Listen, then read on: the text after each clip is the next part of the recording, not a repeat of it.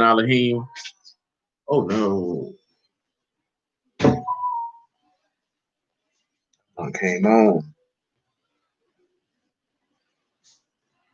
Ugly.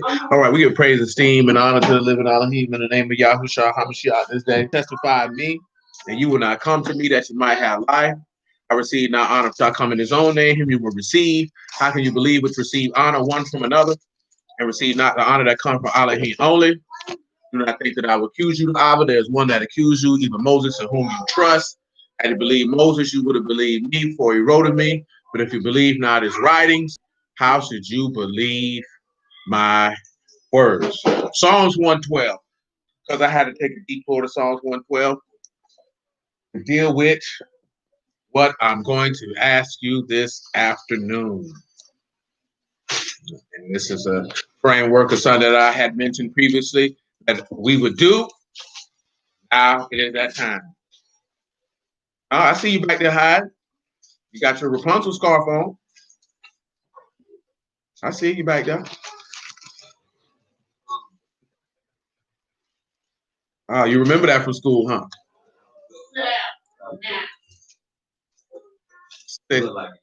Yeah, she say somebody gonna climb up there in the tower and come get her. She say she princess. She looking for Mario and Luigi. What you mean what? Princess always got into some crap. Yeah, Mario. Oh, you ain't never played Mario Brothers, baby? You don't know nothing about that?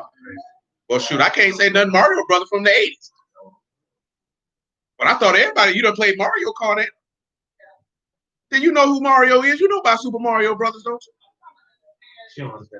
Oh, you don't understand the plot? Okay, let me tell you the plot of the game. Let me get you up to date. See, the princess got captured by King Bowser. And two simp niggas went to go save her. This wasn't even their old lady. Who is the prince? Where is the king? Why is the king not going? You don't even see the king giving them props for sending her. Them niggas plumbers. Them niggas was plumbers trying to unclog her drains. But they ain't never getting no nothing. Plumbers. Oh, yeah, shoot. Plumbers. He said you got a bang on your hands. Yes, sir.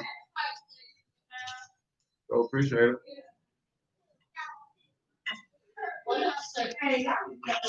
I ain't without little bummer, so I was wrong. Who in there acting up? Princess are getting a little practice. Who was in there acting up? Who acting up? 1997. Give him a little courtesy, kid. Yeah, I knew that was plumbers in 1997. I saw the movie. I knew they were plumbers when we got the game. That was in '88. I just thought that was a uniform. And they using like. Psalms 112, everybody. We'll start at verse 1, and I'll let you know when we're at the verse of our desire. Psalms 112. Hallelujah. Baruch is the man that feared Yahuwah, that delight greatly in his commandments. His seed shall be mighty upon the earth. The generation of the upright shall be blessed. Pause. This is not the verse of focus, but pause. I want you to come over here to Galatians chapter 3 and verse 9. After Galatians 3 and 9, John chapter 3.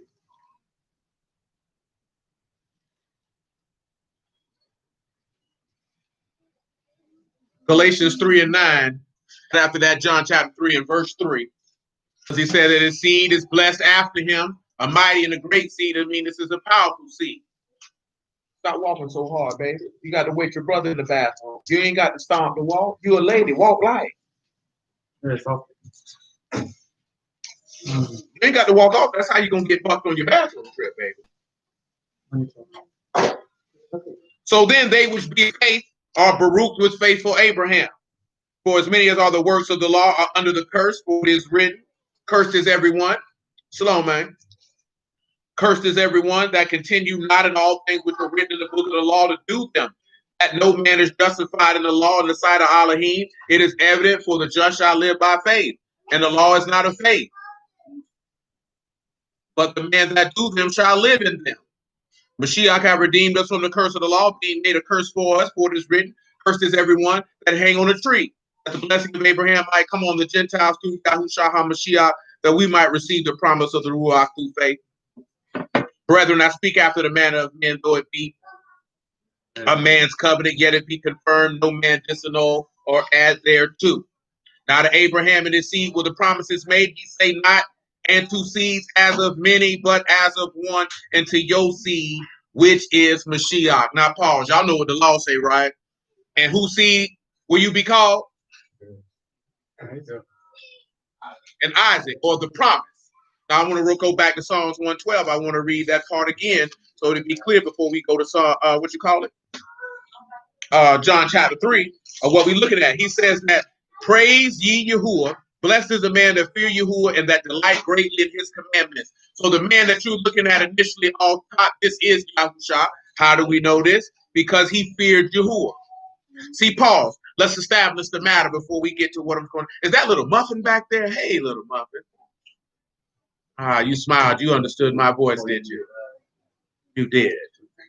Come over to Hebrews chapter 5, I believe. Chapter 6, maybe.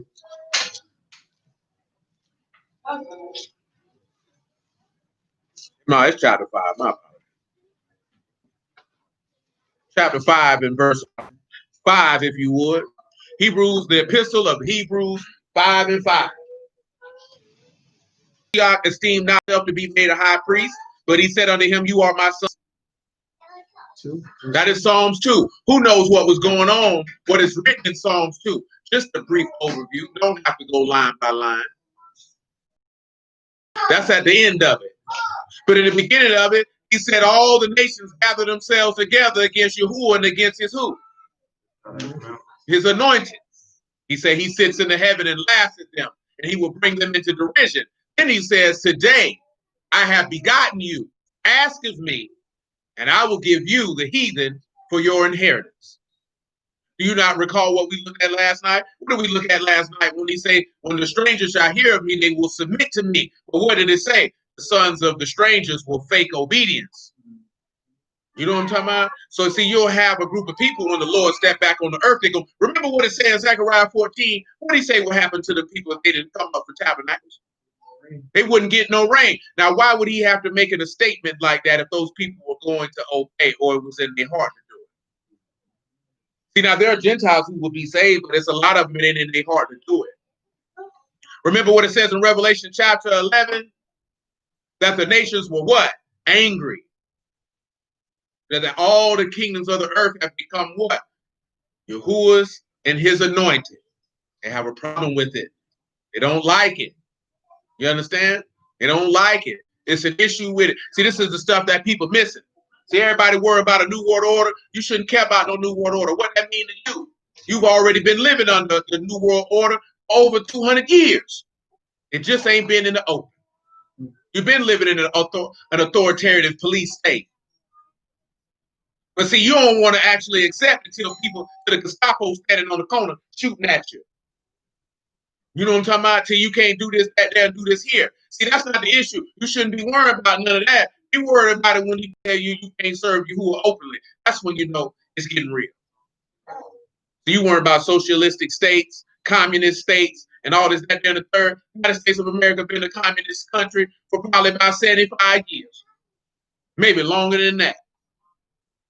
Matter of fact, I can tell you, at least off the top of my mind, I can tell you when the United States became a communist state. You want to know when the United States became a communist state? You know? Shoot. You tell me, nigga. You read, don't you? Yeah, I know when it became a communist state. When y'all believe the United States became a communist state? 1940. You say 1940? You say during World War I? That's when it became a communist state with Franklin Delano Roosevelt, because he the one who rolled out welfare, he the one who rolled out Social Security, he the one who rolled out every single solitary quote unquote social safety net during the Great Depression. And that was the beginning. It's not the beginning, because it started with World War I, to be told, to even get a point where Franklin Roosevelt could even do what he did for the doggone, what you call it, Great Depression, to even be executed to begin with. Because do you know when the Great Depression started? Who recalls? Do you know when the Great Depression started, son? Oh, was it in 1927, 28? Y'all close to it, 1929. October 1929, if my memory serves me correctly. All right, 1945 is when he ended up the end of World War II. Are those migrants? Eat my grapes. That's gonna cost you $10 a grape. And I don't take check, nigga. You said the Great Depression was. Cash app. You got it. You got it on your Versace. Put it on your husband. That's dirty. The Great Depression started, if my memory serves, sometime in the last week of October 1929, but I could be wrong. I'm not looking it up. So if somebody got, by all means, you can share that at your leisure. How they put that together? I know they planned it out. The beginning of World War I, they came with the League of Nations, and they didn't ratify the League of Nations. The League of Nations is the precursor to the United Nations. So they were already trying to set the stage for that before then, because Woodrow Wilson, who was president during World War I, stated how he had betrayed his country and participated in those events. Those are his, it's not an exact quote, but he said something along those lines. Of course, that didn't work out. I think World War II ended around, World War I ended around 1919, because they did a false flag with that. With assassinating a Serbian president, Archduke Ferdinand, if my memory serves me correctly. That's what sparked off World War I. And then they came with World War II 14 years later, 1933, sparked that off with a fake ship sinking. That's what popped that off. And of course, you know, the United States came in and got popped off with the fake bombing of Pearl Harbor. Because it wasn't a fake bombing per se. People actually got killed. That bombing was similar to what I told you happened with the Capitol building. They let that happen. They knew Japanese fighter planes were coming. They allowed them to destroy that military base as a pretext of entering into this war, because they had a desire to enter into that war. That war ended in 1945. And thank you, Brother Johnson. And it's 1939 and 1945. 1933 is when Hitler came to power. They were trying to compare a lot of stuff with Trump and Hitler, but it's not even the same. See, like I seen a brother mention earlier, this was a Caucasian. I already know Trump was controlled opposition to cause you to want to desire the opposite side, to continually make the communist state more manifest. Because all you have to do is just take the time and study American history and the policies of presidents, and you will see that this country has been a communist state for a long time, a very long time. Are y'all familiar with the Kent State Massacre? Are you familiar with that? You familiar with that, sir? I know you're not. Kent State in Ohio, if I'm not mistaken. I will wager so. It's around the time. But I was more so talking about you people, because she watched that on television. But Kent State University, I want to say sometime during the late 1960s. That's right. They killed some college students protesting the Vietnam War. Actually brought tanks on a college campus and murked these niggas. You know what I'm saying? So y'all looking crazy like, what? Yes, that happened. White people too. So that's kill all that stuff. When y'all be talking about, a white person can do this here, they'll kill them too. Like 1967 to 69, somewhere in there. It was during the Vietnam War. White kids protesting the Vietnam War on the college campus, and they literally brought military tanks on the campus and slayed them on live television. You know what I'm saying? See, the Vietnam War was a real big thing back then, and that's what you see, and you see it now. See, they let the stuff on the Capitol building go by, and they just like same way they didn't really do anything with the protests over the summer, because they wanted to allow you for you to throw your temper tantrum so that they can say things are out of line and out of order, so that they can bring the military force through and crack everybody's skull.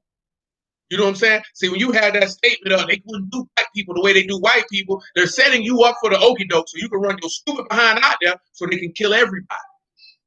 Because they don't care. It's not, oh, they won't do it to white people.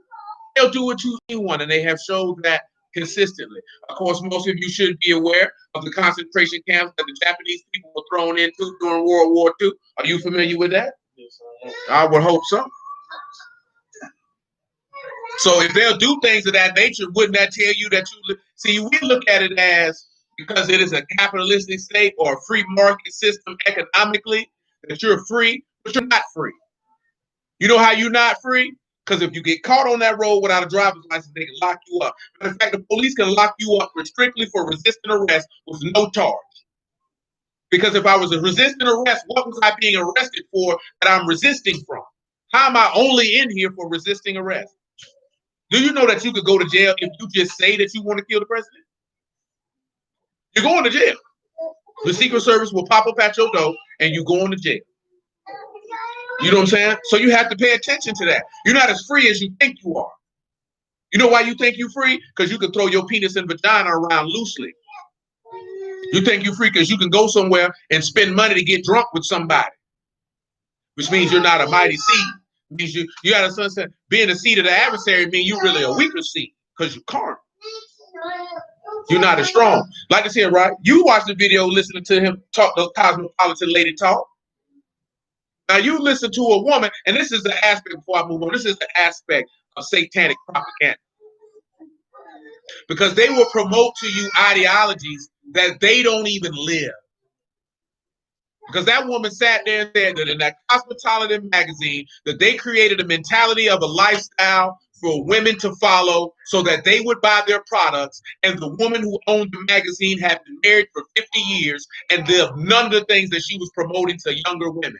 And you thinking that it was just for the destruction of black people when it was for the destruction of women all the way around the board to make money because you espouse ideologies that you think you came up with that somebody sat in a room and said, this is what we're going to give you.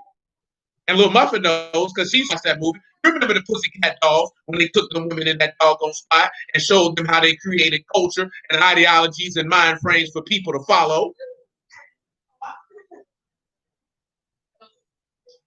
You know what I'm talking about? And you see that and you look at it as a movie and you think it's just a movie and these people do this in real life.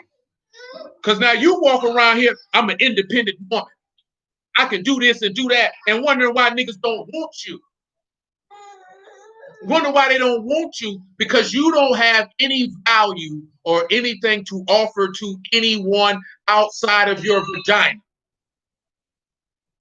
Why would a nigga sign up for that? You know what I'm saying? Why would he sign up for that? You're coming with childhood trauma, another nigga turn, and a bad attitude. And you feel like he ought to feel like he's blessed to be with you. That's ugly. And like I said, right, all the other races of people were affected by it, but not like how ours were affected by it. Because you know why you were affected by it the most? Because you're the most downtrodden. So you felt like the thing that you could get to make you have the most power, that would be more advantageous for you.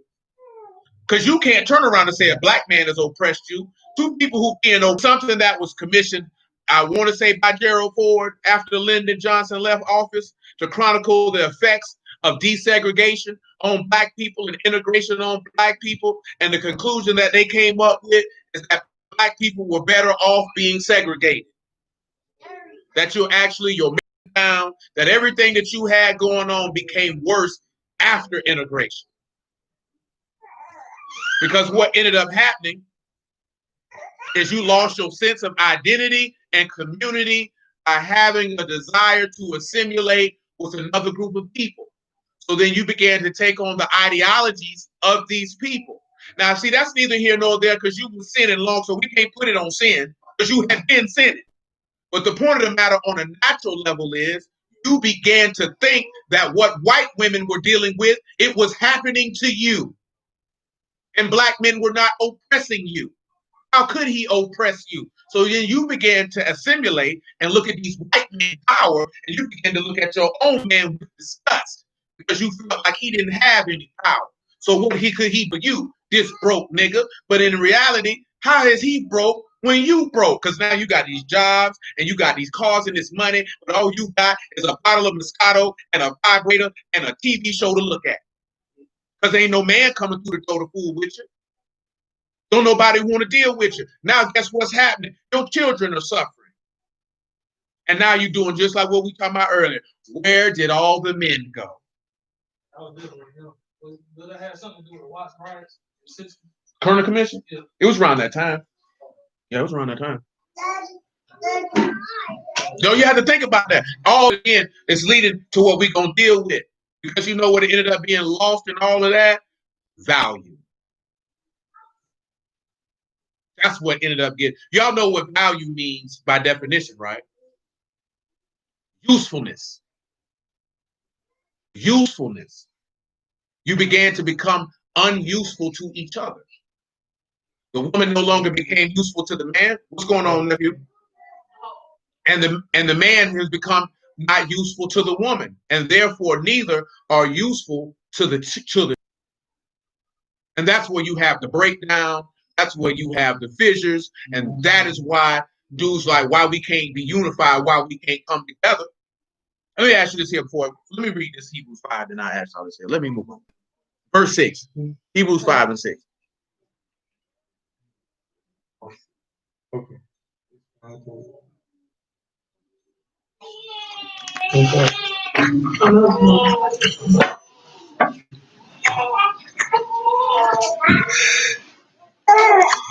As he said in another place, you are a priest forever after the order of Melchizedek, who in the days of his flesh, when he offered up prayers and supplication with strong tears unto him that was able to save him from death, and was heard in that he feared.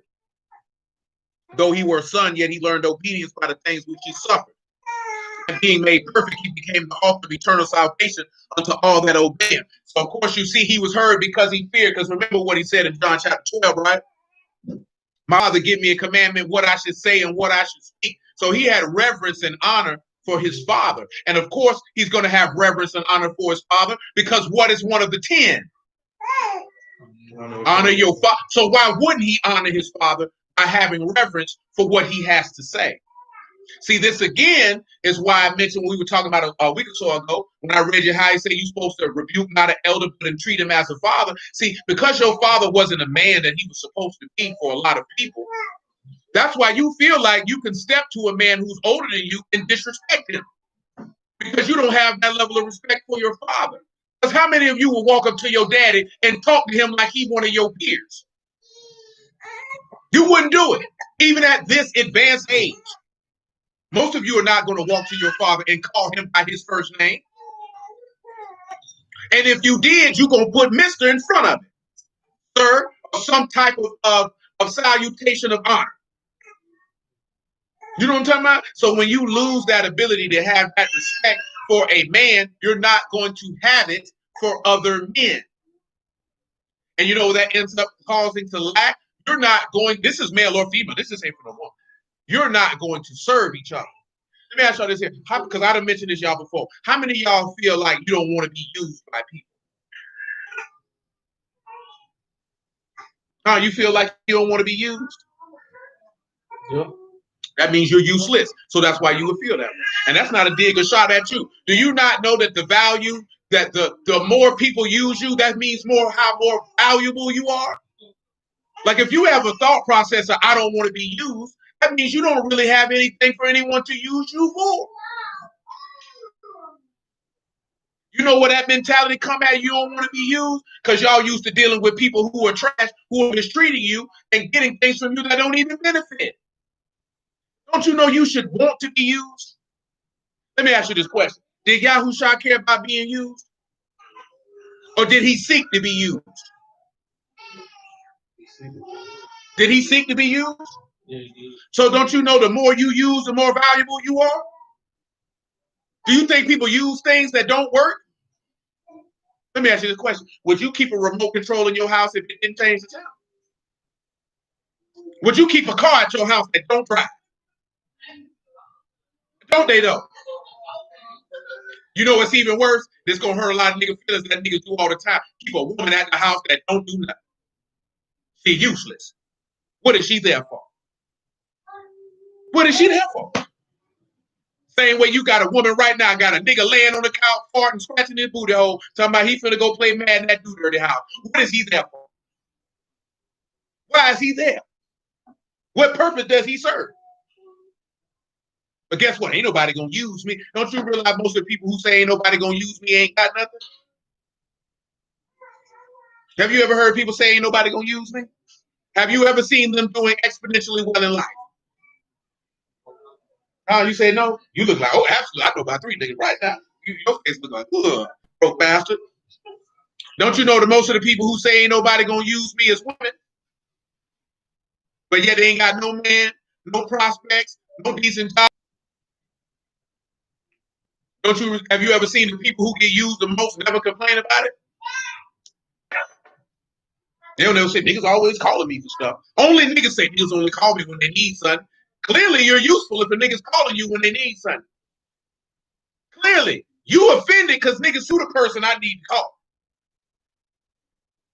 You got some wisdom for me?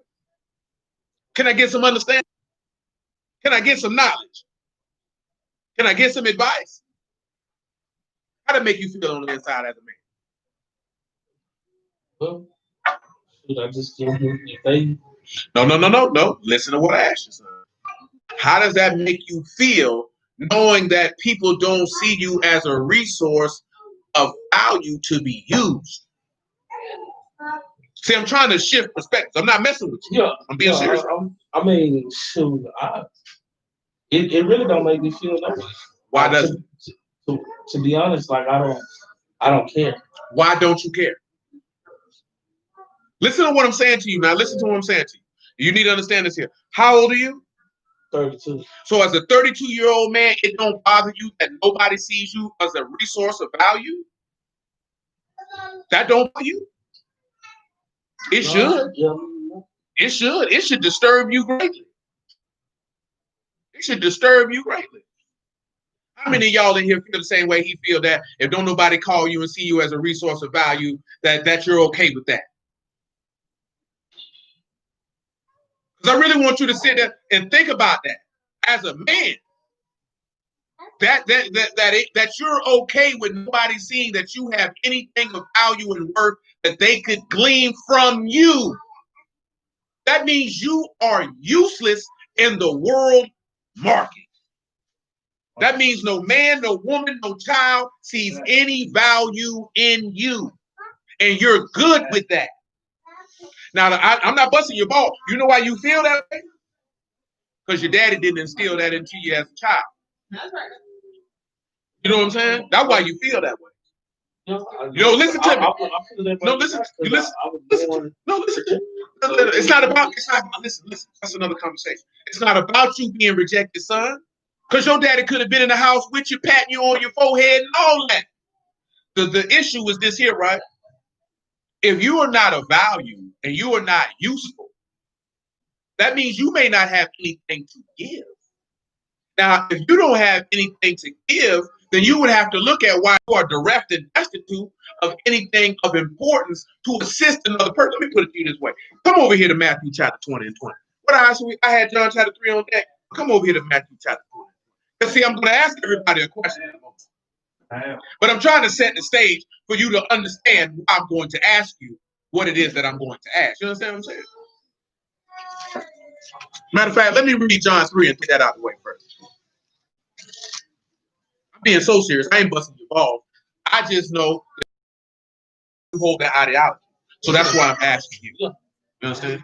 So I'm not busting your balls. You know if I'm being funny. I ain't being funny, bro.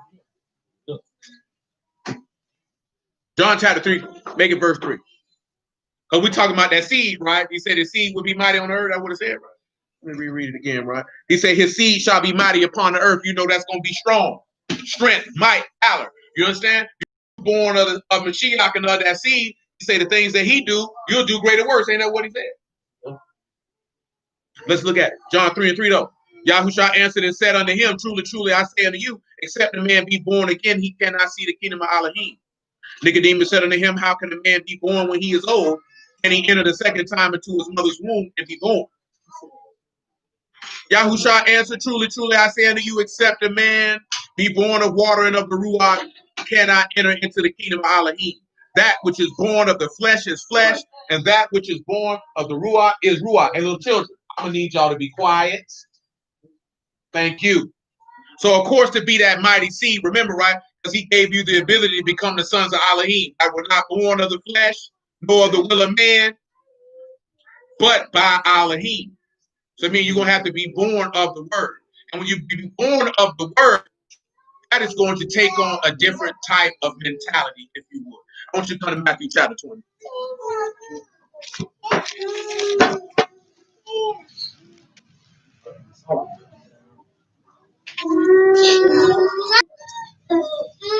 I want you to come to Matthew chapter 20. I want you to pick this up in about verse.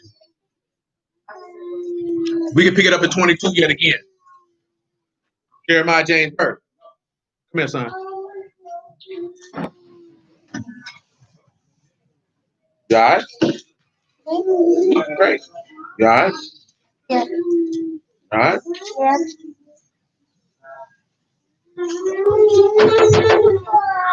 But Yahushua answered and said, you know not what you ask. Are you able to drink of the cup that I shall drink of, and to be immersed with that I'm immersed with? They said unto him, we are able. And he said unto them, you shall drink of my cup and be immersed with the immersion I'm immersed with. But to sit on my right hand and on my left is not mine to give, but I shall be given to whom it is prepared of my Abba. When the 10 heard it, they were moved with indignation against the two brethren.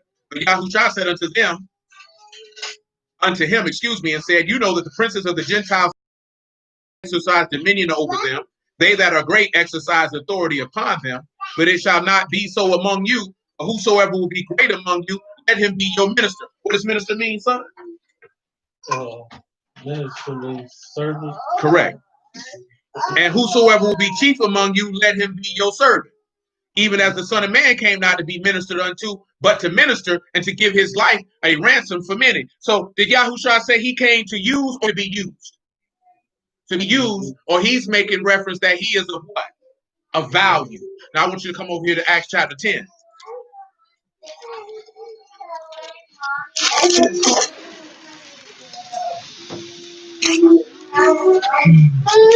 Now while I'm mentioning all this, 10 and 33, 34, if you would.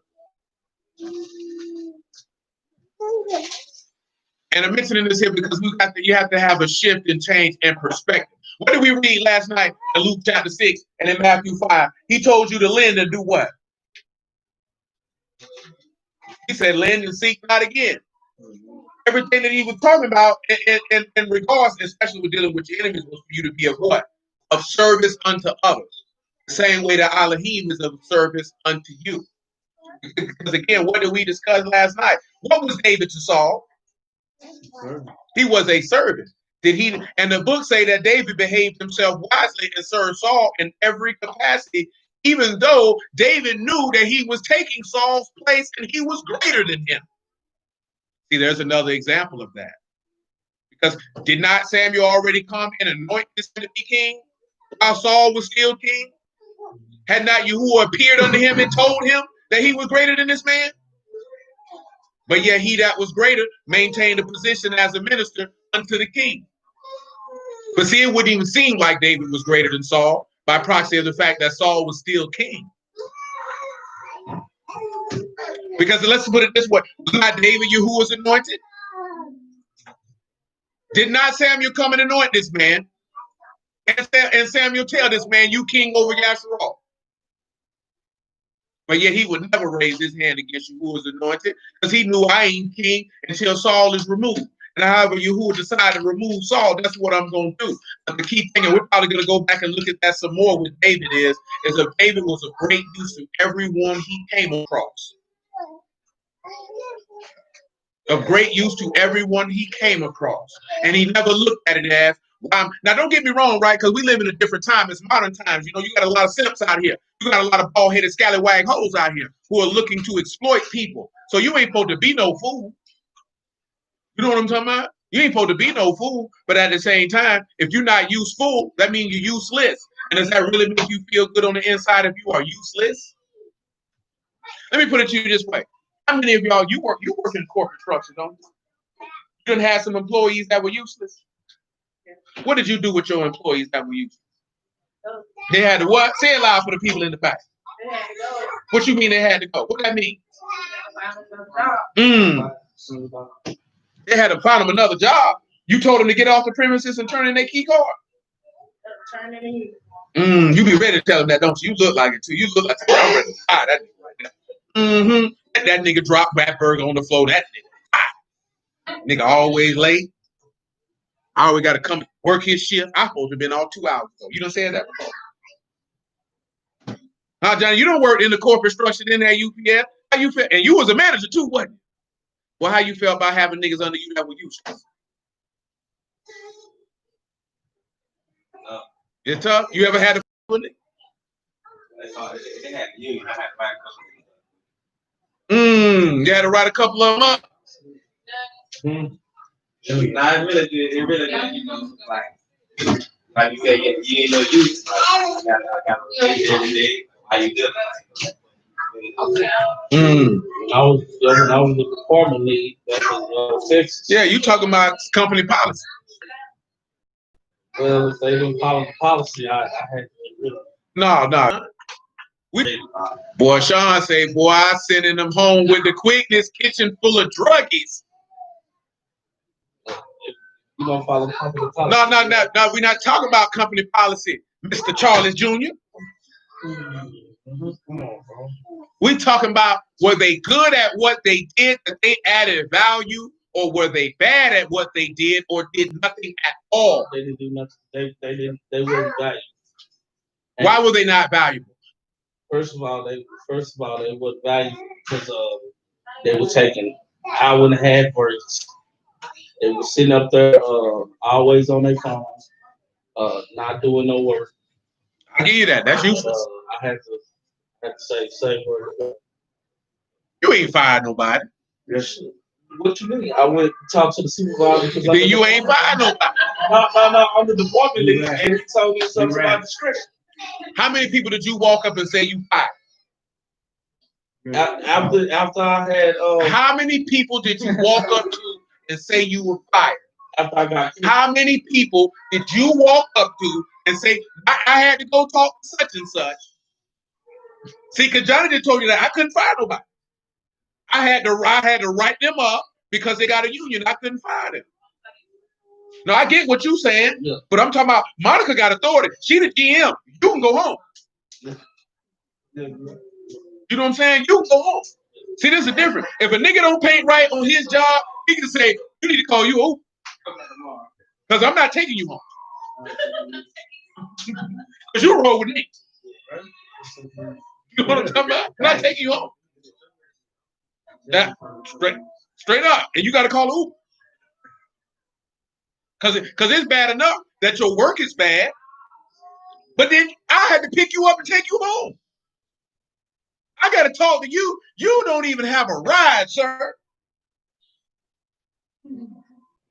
Well, don't you know ain't too many employers out here for to pick you up and take you home and pay you a full day's wage and not take that out your pay? Nigga be man, that nigga ain't paying me nothing. Well, nigga, how was you gonna get here? The money you talking about ain't paying you, you was gonna have to spend to catch the bus here or Uber here and back home. You ungrateful bastard. See, that's why I always told you about people can't be complaining about what a company does or does not pay you, because what you're useful to them because of your labor, but they're more useful to you than you are to them because they set the system and plans in place in order for your labor to be used for you to make a living. Because you ain't paying for nothing. You ain't paying no insurance. You ain't paying for no building. You didn't pay for no marketing. You didn't pay for nothing. You ain't paying no taxes. You ain't paying none of that. And have the nerve, the unmitigated gall. And that's why that takes us back to what your forefathers did in the wilderness. What they did out there.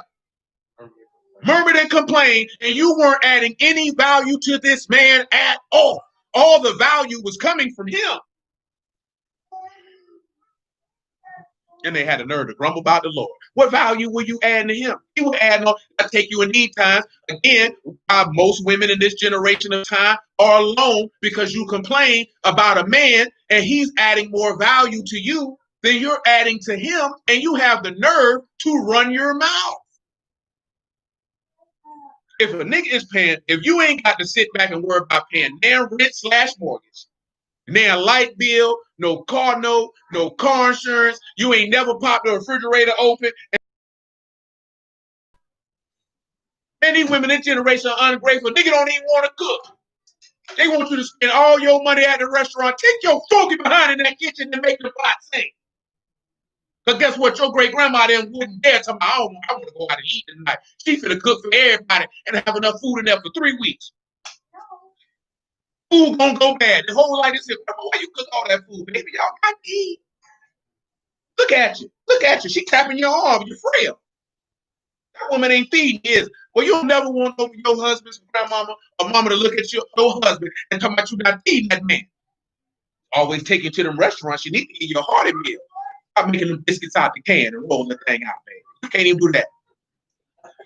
You can't make this man. You're giving this man goddamn vegetables out of can. You won't even go to the farmer's market or Sprouts or Whole Foods and get that man fresh vegetables. This man slaving himself for you. He got to come home to a hot pocket and a bottle of juice.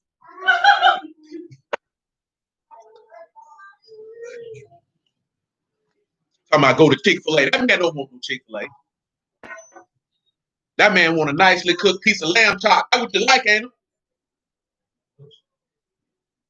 it? You like rump roast, don't you? Beef ribs. Well, don't talk about no beef bacon. That nigga lose his mind. Yeah. Kira say she shot. They scared of the stove, but it's just a different. But you know why it's like that? Because niggas let you get away with it. Because he let you get away with it. You know what I'm talking about? Shoot, you lying to me. Shoot, it's cheaper to go in that kitchen and cook than to go hit a dinner out there at night. Because that's a one-time meal. That's a one-time meal. Throwing money away. You know why? I've been working all day. I've been having the kids all day. That's your job, nigga. Your job is to cook. Don't sign up for a job and don't want to do the work. That's how you get fired. But you know why you women don't get fired? Because men don't leave. Men don't leave. I'm just telling you this here because that's how you're dealing with the Lord. You don't do your job. Your job is to reverence your father, to serve your husband. And you complain about your job and don't want to do it and expect to stay on the payroll. Nell says hello, sir. Nell. My sister Nell. Yeah, she's on the street. She said hello. Acts 10 and 34. Wisdom Simone. You ain't know? Simone for Nina. You don't know nothing about Nina Simone. You know what I'm saying? She got an old soul. She's from a different time. She just was born later. Carlos Bernard on that Carlos Bernard. He said they on that. Say now your name. He said your name smells like some high class cognac. Say he on that Wisdom Simone. Say it sounds like it's go down smooth. Don't burn your chest. Guys, smooth brandy. Ain't no scotch. Ain't no whiskey. That's brandy. Like a little brandy, don't you? Yeah. You don't even know what that is. I don't know what brandy is. What that is? Bottle of what? Oh, use an Erkin jerk. Some brandy? Yeah. Pour it on some ice. Acts 10 and 34. And Peter opened his mouth and said, of a truth I perceive that Elohim is no respecter of persons. But in every nation, he that fear him and work righteousness is accepted of it. The word which Elohim sent unto the sons of Yasharal, preaching shalom by Yahushua HaMashiach. He is Lord of all. That word I say you know, which was published throughout all Yehuda, began from Gilead after the conversion, which John preached.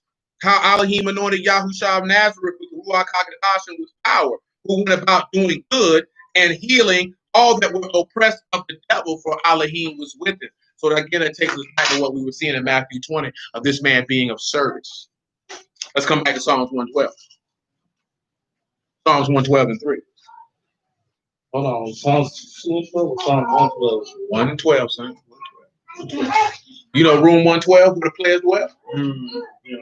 He don't know nothing about that. Now you know about that, Lil John? Room 112 where the players dwell? Make you feel good like Tony? You said Psalms 1 and 12? I said Psalms 112, son. That's all. No. Psalms 100. 112. I know that one was. You don't know. Yeah, you don't know. That was the best. That might have been the one they ever had. What I just did. Get up in your middle like Moni. Yeah. Yeah. Yeah. Game so tight, Oh, they call it birds. No. Oh, it wasn't for the Nina? Okay. I thought it all these years. I thought it was for Nina Simone. I ain't never asked. I just had that assumption. That was Biggie, nigga. 112, only you. You know you like Mace, didn't you? You used to dance to it. You a Harlem nigga, ain't you? Harlem world nigga. I wasn't doing the Nigga, that wasn't the singing vocals. That was Biggie line. What you want me to put Biggie voice on? Nigga, I ain't fat. Rule 112 where the players was line. You straight up. Rule 112 where the players were. If you ain't know that, you ain't never know. Somebody calling you, cuz. Better tell them call you later. Songs 112 and 3 though. Wealth and riches shall be in his house, and his righteousness endure forever. Now, of course, we talked about that, right? He told you to buy gold of him that you might be rich, and things of that nature. He said, unto the upright there arise light in the darkness. He is gracious, full of compassion and righteous. Let's look at that, because he said unto the upright, what arises? Light. John 1 and 1. After that, we need 1 John 1 and 3. I don't know. Maybe we do. Maybe we don't. Joy. Joy, why you sitting over there sucking on your thumb? What's wrong? Are you okay? Why you looking sad, Joy? What's wrong? Joy, what's wrong? Why you looking sad? Open your mouth. Well, why you looking sad? Come here, Joy.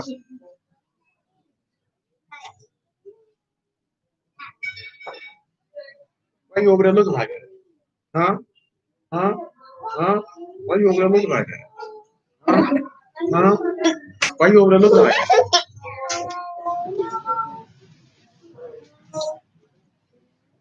John 1 and 1. In the beginning was the Word, and the Word was with Elohim, and the Word was Elohim. All things were made by him, and without him and was not anything made that was made. In him was life, and the life was the light of men. And the light shined in darkness, and the darkness comprehended not. Is that not what it said, that the upright light rise in darkness? He just told you light shine in the darkness. But the people don't comprehend it. Let's come over here to 1 John chapter 1 and verse 3. Who that is, Lil Joe? John 1 and 3. No, 1 John. Oh, 1 John.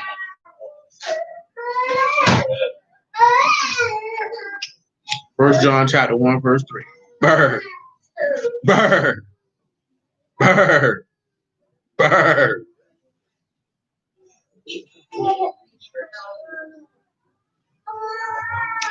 That which we have seen and heard, we declare unto you, that you also may have fellowship with us.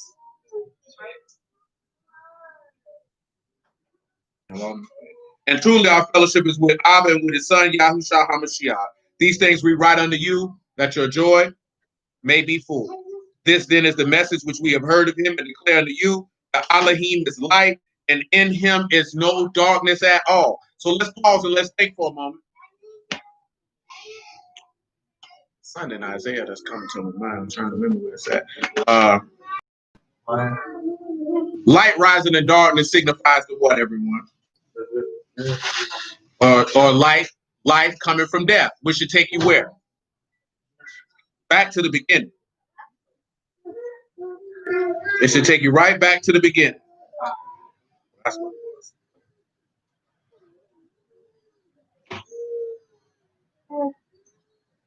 Come over here to Job 38. 38 and 11.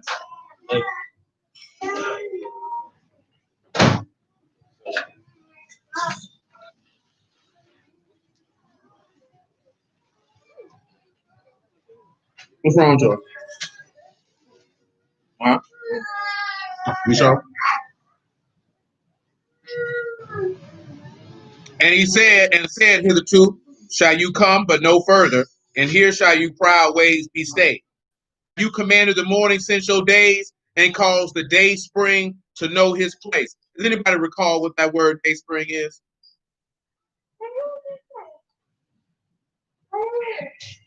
Well, let's take it. Remember that? Shakar, Nathan, Sean, Cotton, Rosh, early light. Also the word used for morning. Now, Yahushua told us several times that he was what? The light of the world, did he not? Yep. So when light is arising and darkness is already steadied and took us back to, matter of fact, come over here to Isaiah 14 and 12. Let's go ahead and do it.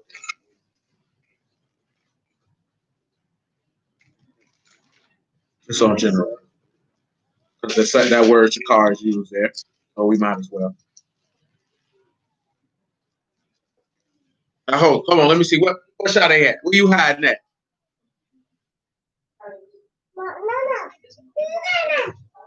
Where you hiding at?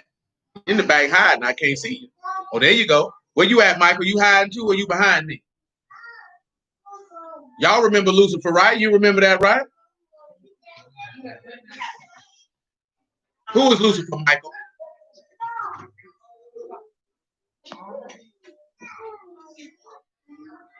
Huh? Are you sure? Because you asked it as if that was a question. You sure? You positive? Who is Lucifer, Sade? What you say? Oh, you know how you know it's not a devil? How can you make that assertion? How do you know it's not the devil? I could have said anything. Does that mean that it was correct? That's not the point. You're supposed to do your diligence on your own. But do you know that because I told you that, or you know that because you took the time to verify what I told you? But why didn't you take the time to verify what I told you? That's unacceptable. You know that, right? I'm talking about in life, period. Just because somebody tell you something don't mean you just go for that. Now, whether I would lie to you or not is irrelevant. Because the reason being why I'm telling you this, because in the book of Acts, it tells you that these men were more noble than those in Thessalonica and searched the scripture daily to see if those things were so.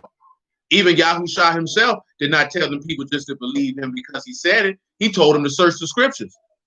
Because in them you think you have eternal life and they talk about me.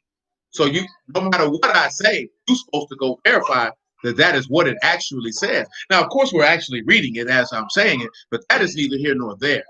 So don't get me wrong.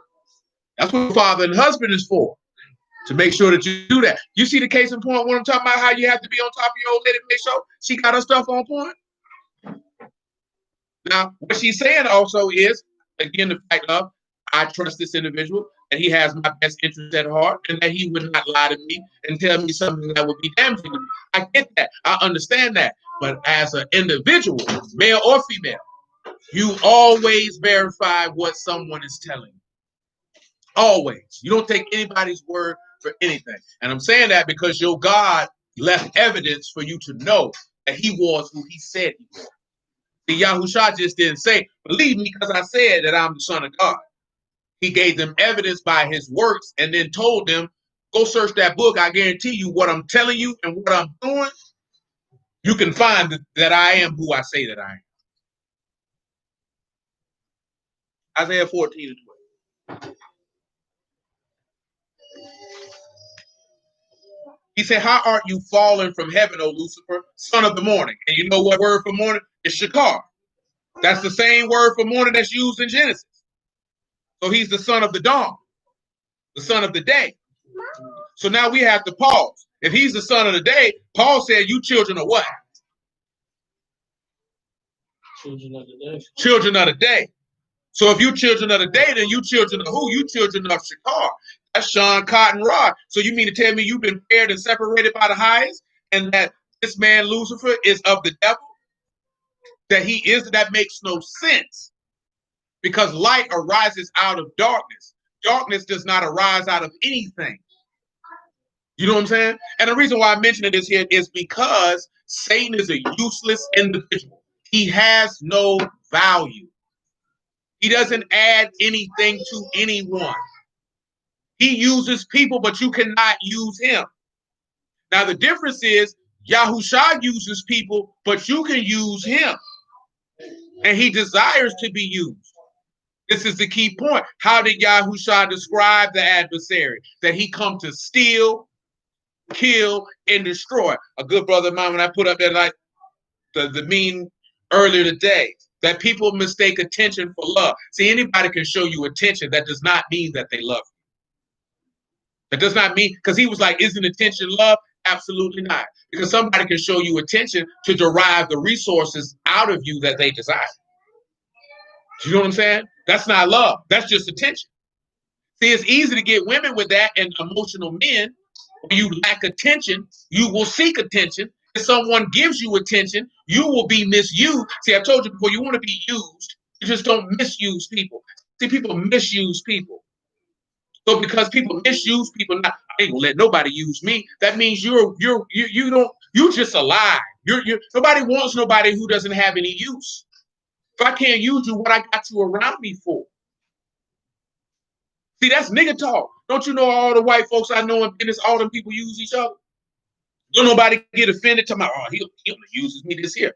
They always press one thing. What value can I show to someone else? That's their number one mantra. Every one of them that I know. How can I be of value? These men are millionaires.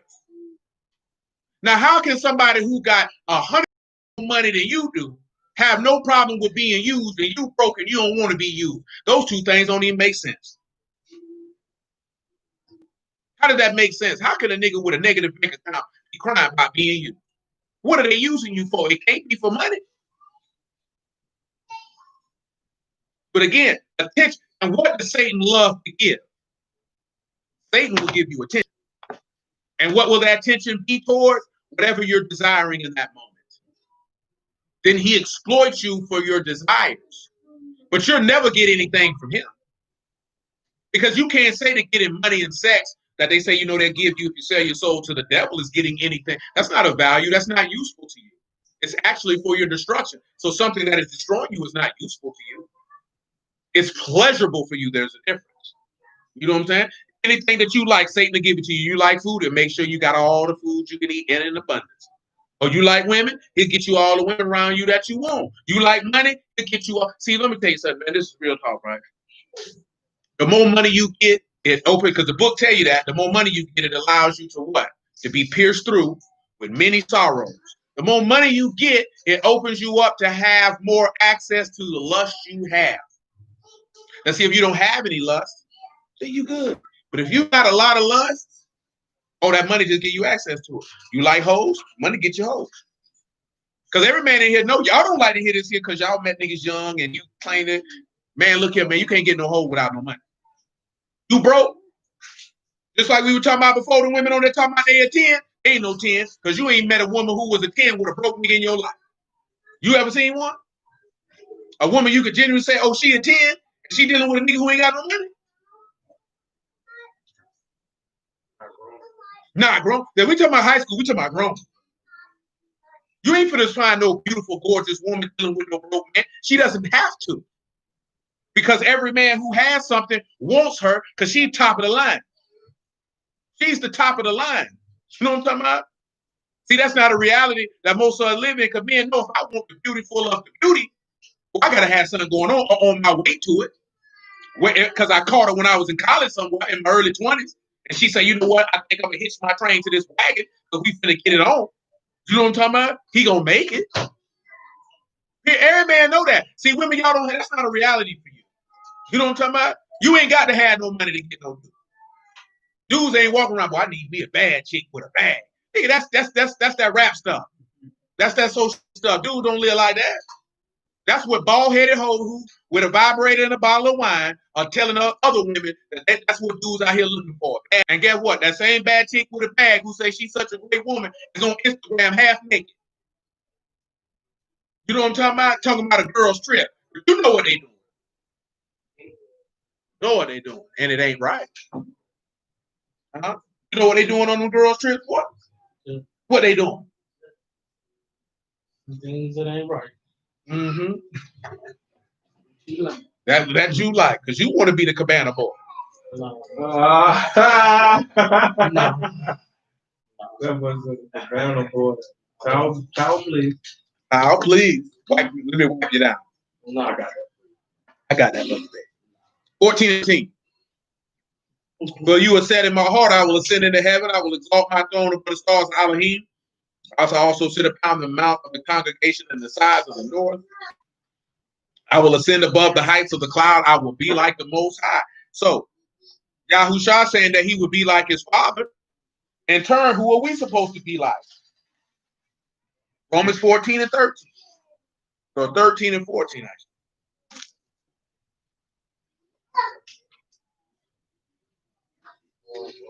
Because we read it last night, he told you to be perfect as who? His father is perfect. 13 and 14, actually. You can make it 13 and 13. Matter of fact, shoot, then make it 12. 13 and 12, Epistle of the Romans. He said, the night is far spent, the day is at hand. Let us therefore cast off the work of darkness and let us put on the armor of light. Let us walk honestly as in the day. Because guess what? How many of y'all know the song? My mama used to play it in the house, didn't it? Free come out at night. That's around her time period. I know my mama played it. I know your mama around that time period to play that record. What she was playing in the house? Oh my goodness. I'm talking about in your youth. By the time I got older, it's not. Well, that's right. Your mama ain't as old as mama. Good grief. What would she play? She would play Get It How You Live or Guerrilla Warfare. Real warfare. So, I'm on Peggy Scott. That song, I'm hot for you, burning. When I was I don't know nothing about that. That nigga say he come in the house Saturday morning. She right here to him. The block is hot. The block, he like this here. Yeah, mama, that's that hot. That nigga just say his mama put him on 400 degrees. Mom Deuce got him in the house. Mama, never in the morning. Mom, that's some wild junk to wake up to. Mom Deuce waking up and you hear like this here. I eat and talk rap. I'm all right. You know what I'm saying? That's wild. Nigga say you far away from home, you at Elia. Daytime, nighttime, kids. Then he say nighttime, Mom Deuce got a pedophile on. Yeah. Daytime was hot boys, junior. Nighttime, kills. I forgot, I'm in the 80s, man. So Mom Deuce playing all that. Got guy playing, they ain't had no gangster rap she was gonna throw on. I got a high school, came home, this nigga had Harlem World in here. I'm this nigga bought a bass album. She ain't playing no LL. She was playing guy. You know what I'm saying? One of D's favorite songs. Can You Stand the Rain? You know you play it. I said, Can You Stand the Rain, man? I led with that. Then I say one of your favorite songs. Can You Stand the Rain? Now you know you love to play a little New Edition. She like to play. You know what I'm saying? About what's that song is by You Ain't the Girl I Like? That's your song right there. That's the song you like to play.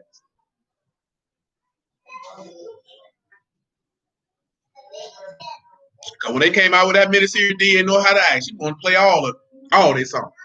She was in the other day to my let's look at this Johnny. I don't want to look at no Johnny. That nigga like me. He said, but put you on the Lord Yahushua HaMashiach and make not provision for the flesh to fulfill the lust thereof. So you would need to put him on. Let's come back to Psalm 112 because we need to get to the reason why we in Psalms 112 to begin with.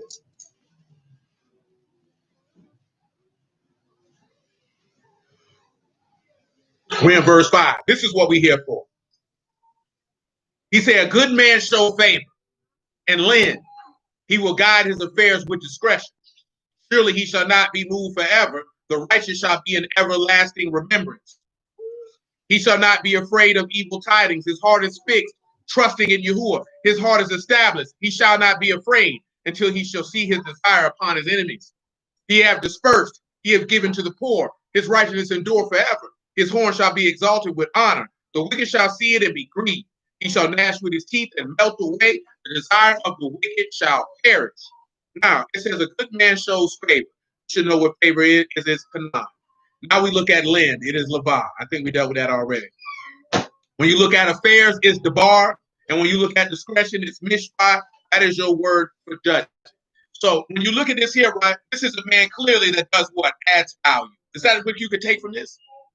Now, this is my question that I'm going to pose, and I'm going to go to everyone individually while you're thinking upon it. What value do you add to the people in this room? Not to the people outside of this room. That's male and female. And women, not to sit back and think about what value you add to your husband. Because, see, we can open up this text and see women who had husbands that still added value to men other than their husbands. So what use are you to the group? What can someone use you for? Give yourself a moment to think about that. Y'all in the chat, you can have to think about that. Would you like to say hello to everyone? Well, go ahead, Sideshow, and say hello, Jen. You can speak. Well, they can't hear you talk. Okay. How you? I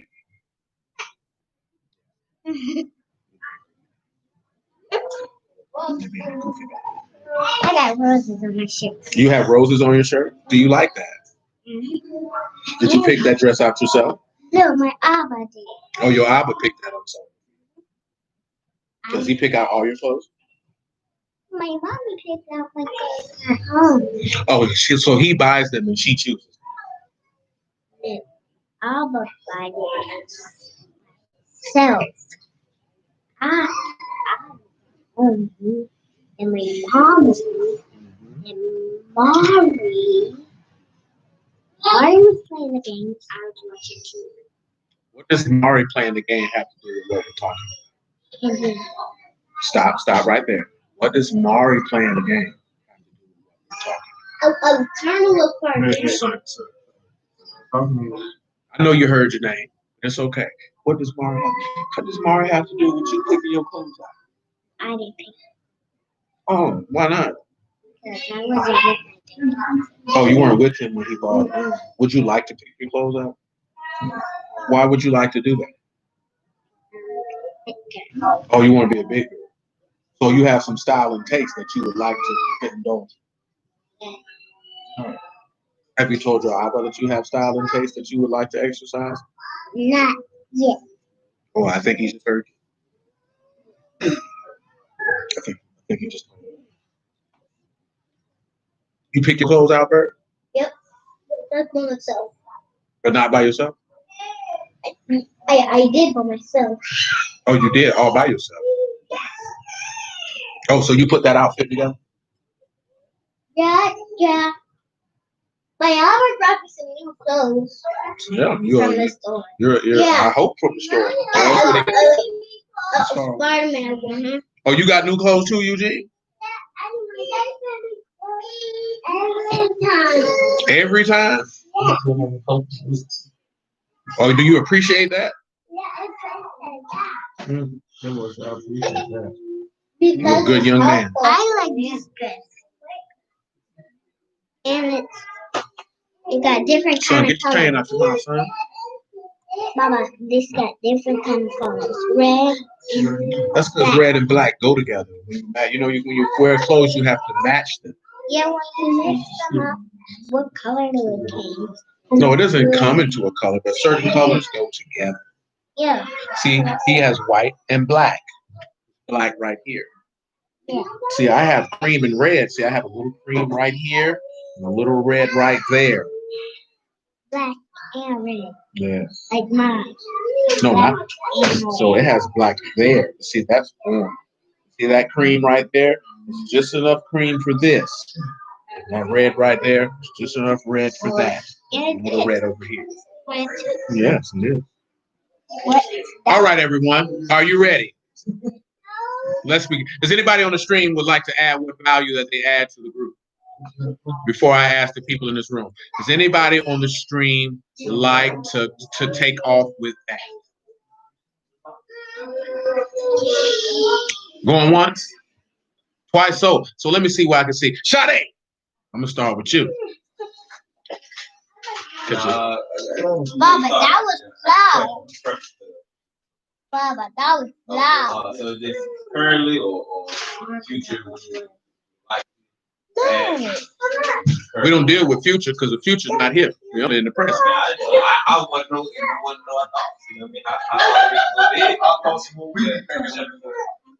I mean, your thoughts on how useful you are to somebody ain't useful for them in the moment. That's just like saying you got a carjack, but it's at the house. But my car broke down right now. What good does your carjack do for me? You know what I'm Still in saying? the middle between that happened.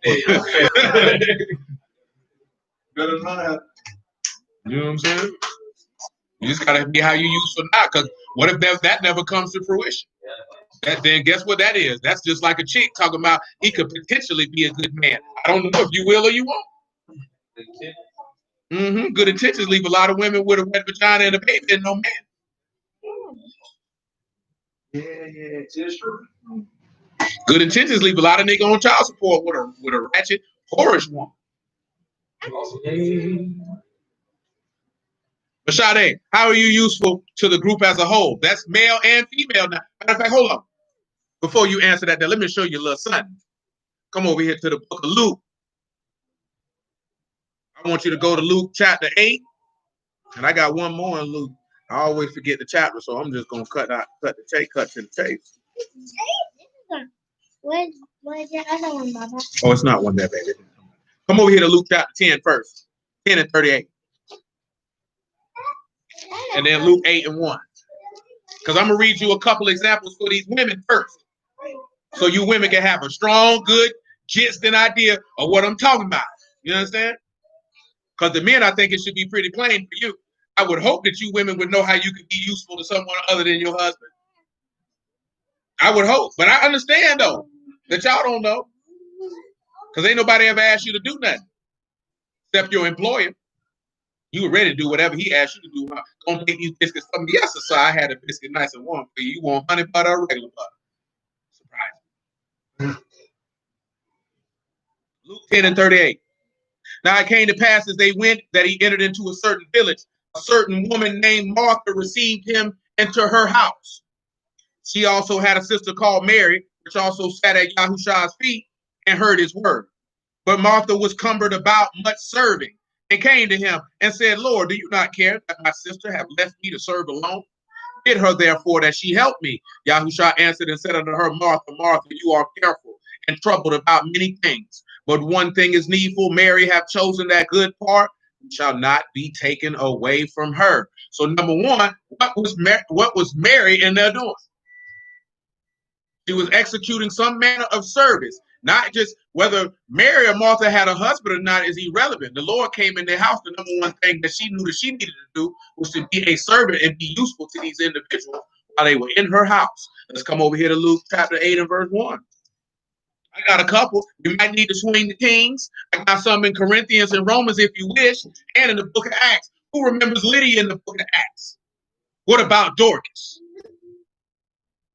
Do you not know who I speak? Because you women looking at me like, I don't know. I know Dorcas Drake. You know who? Don't worry about it. I got you. It give you more time to think. Luke 8 and 1. And it came to pass afterwards, he went throughout every city and village preaching, showing the glad tidings of the kingdom of Elohim, and the 12 were with him. Certain women, which had been healed of evil ruachs and infirmities, Mary called Magdalene, out of whom went 7 devils. And Joanna, listen to this here, Joanna, the wife of Cusa, Herod's steward, and Susanna, and many others which ministered unto him of their substance. Now, this is a woman who had a what? A husband, but yet she found a way to be useful to who? To the Lord or another man. I don't know what their substance is. That could be food, that could be clothing, that could be whatever the case may be. But what is the two things that you see that both of these examples of these women did? Is that they administered to a man by allowing him to come where? Into her home. You understand? Come over here to the book of Kings, 2 Kings chapter 4, if I'm mistaken. Jeremiah, James, Bird. What can I do for you, young sir? Nothing. You sure?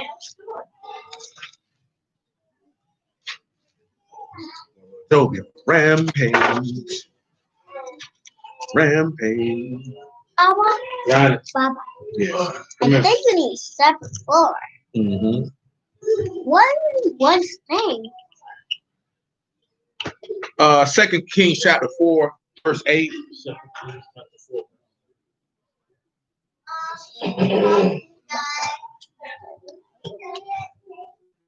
Now let me ask y'all this here. Elijah and a woman from Zidon. How was she a service to Elijah?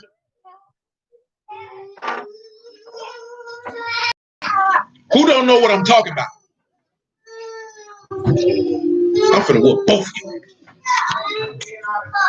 I'm finna whoop both of you.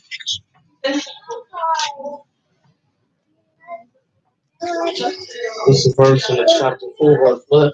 2 Kings chapter 4, verse 8. And it fell on the day that Elisha passed the Shunem, where was a great woman. Listen, right? This is a great woman. So this ain't just no run-of-the-mill random woman. We can deduce that if the text describes her as a great woman, is a virtuous woman. That means that this is a woman whose price is far above rubies. She is rare upon the earth. If you go read in Proverbs 31 about a virtuous woman, the one thing that you see about that woman is that she was useful to everyone she came across. She's useful to her husband, she's useful to her children, and she's useful to the people around her. Not just in her household, but around her. Because it says she had the law of kindness is in her mouth. And we will look at these aspects because it's easier for a man to deduce how he can execute value versus for women, because this is not anything that anyone has ever asked you or instructed you to do. Most women feel like as long as I serve my husband, I'm good. But when you're dealing with the word, no ma'am, you women know you're supposed to wash the saints' feet whether you got a husband or not. Because that's what the women did back then. And they now, of course, they walk around with sandals in the desert and their feet dirty. You know what I'm talking about? But you get the point. No, son, don't do that. That's glass. I don't want that to break. And not only does it break and your yama will be upset, but you possibly will cut yourself. And I would like for that not to happen. Can I put them in the trash? Yes, you can throw them in the trash. I'll throw this in the trash. Well, yes, but you'll probably throw that in the trash. Okay. Come on over here now. Come on over here. I ain't worried about the knife because she can't fight. I'm gonna get mine. Like that. Did you just say that your mama told you could cut a lemon and she didn't tell you that? Did you just tell him that? Did you lie to him? Get a straight answer, please. Did you lie to him? Yes or no? You know if you lied or not. Did you lie? Yes or no? So if we ask your mama did she say that you could go over there and cut a lemon, she gonna say that she sent you over there to do that? I said if I ask your mother that she sent you over here to cut a lemon, is she going to say yes? So if you don't know, that means you lied then. Is that what you telling me? Deidre, did you tell her she could come over here and cut a lemon? Was that lemon in your lunch? Huh? I can't prove that because I don't know if it was in there or not. Oh, if it was, proceed. Then you didn't lie. Go about your business.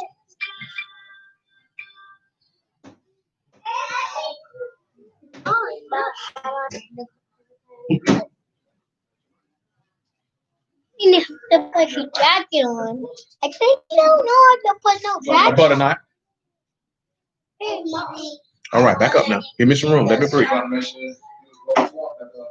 Now let's look at what this woman does, right? And it fell on the day that Elisha passed the Shunem, where was a great woman. She constrained him to do what? Eat bread.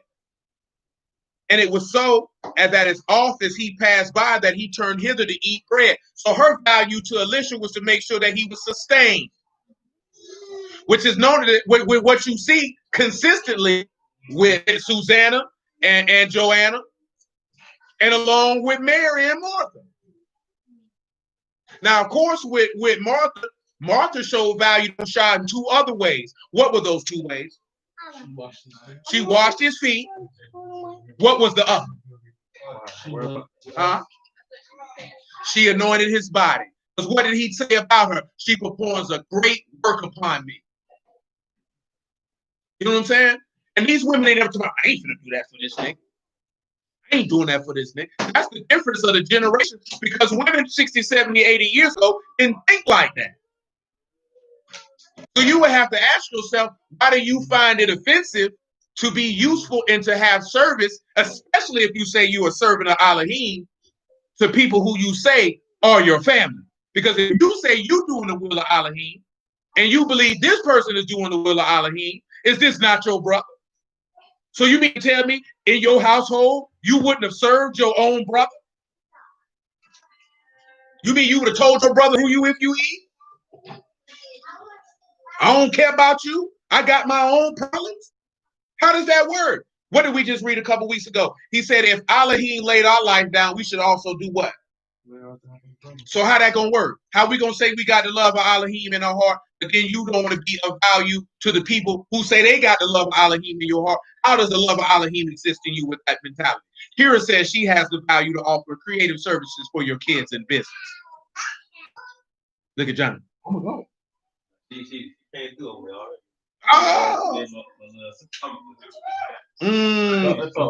Johnny said Kira already came. Somebody, I'm a call. I done already shoot. She done answered. Listen what it said, right? And she said unto her husband, behold, now I perceive that this is a Kadash man of Elohim, which passed by us continually. Let us make a little chamber, I pray you, on the wall. Let us set for him there a bed and a table and a stool and a candlestick. And it shall be, when he come to us, and he shall turn hither. So she went to her husband and said, what? We need to make somewhere for him to sleep at. Now, again, now he would talk about a man in Psalms 112, Yahushua being that man specifically, but we see, what is this woman showing? Is she not showing favor? Quiet, son. Now, if you're going to stand right here, you're going to have to be quiet, son. Okay? Can't talk. All right? Can you do that? Can you manage? All right. Now, think about that. Is that my favorite? Let's come over here, because Michael and Janisha ain't know about the Tyrians out of our woman. I'm going to still whoop both of you. 1 Kings 19. You scared? You ought to be scared. Oh, you ain't heard nobody call you by your whole name? That's how you know you're in trouble then.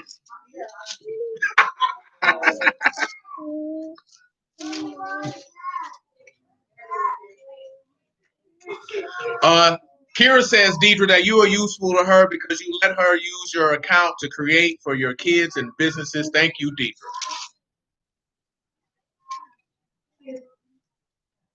Oh, I'm in 2 Kings still. That's why I ain't seeing what I'm looking for. Is it 1 Kings 19? No. 17.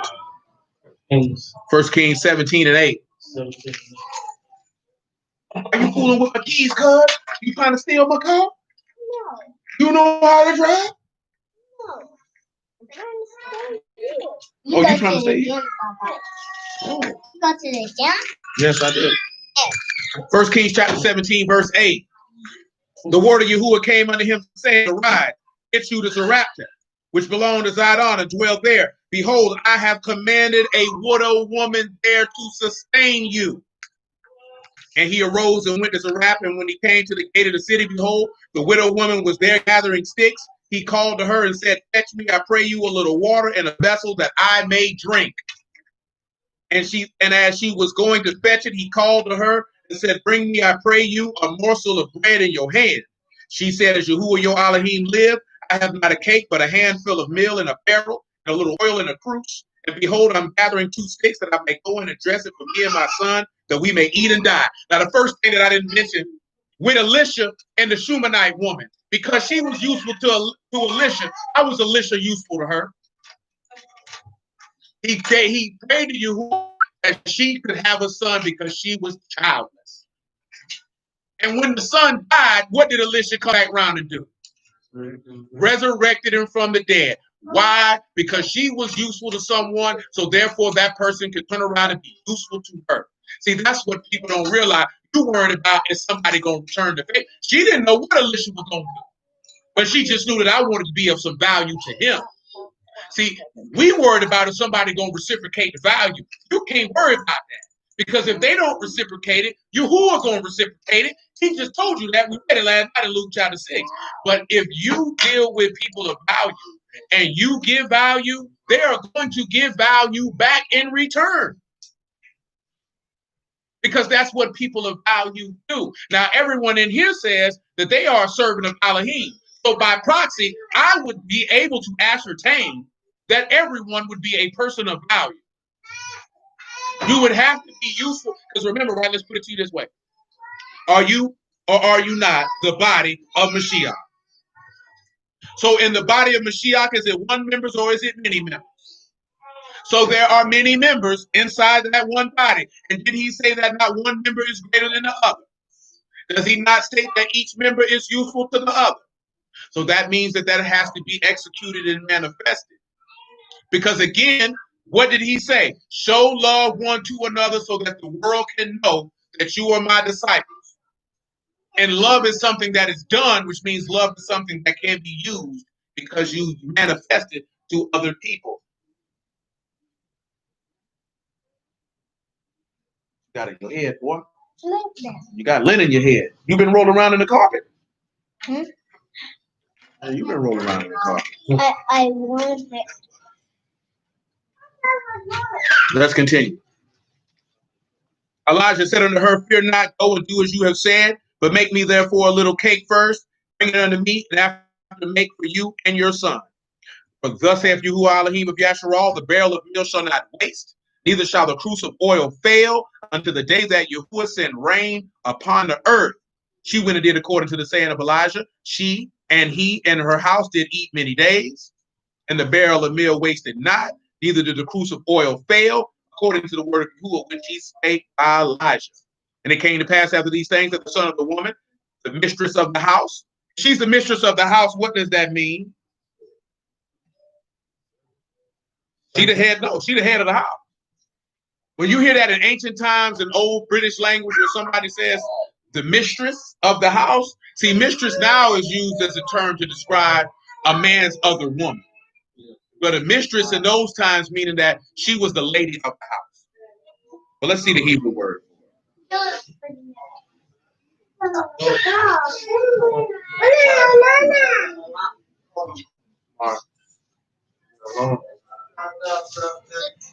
So with this one here, right, you have Bala. This is a female owner. Also can be a sorceress or a necromancer. But this is a female owner.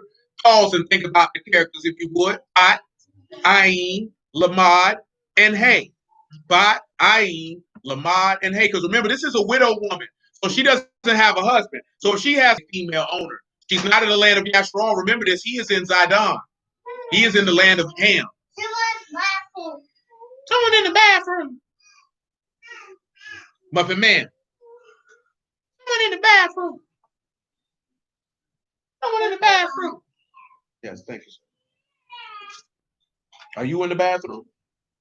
No. Where are you? And Bible study. Bible study is not a place. It is a place. Where is it located? I located at home. I lost it at home. You lost Bible study at home. Yes,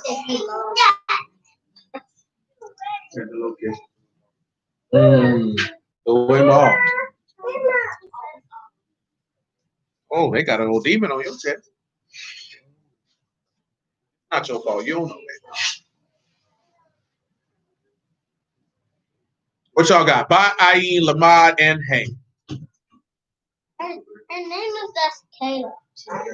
I know what her name is. I've known her for quite a while now. She's been married to this man's wife. I mean, he's married to her family members. Whoa. Miss Kalisha, that's her family. Therefore, that's now Mr. Darius' family. And it's Darius. Huh? Oh, you can say Darius now? He's not little Darius anymore? He's not even little. That is accurate. That is a grown man. He's a bit. He's what? He's big.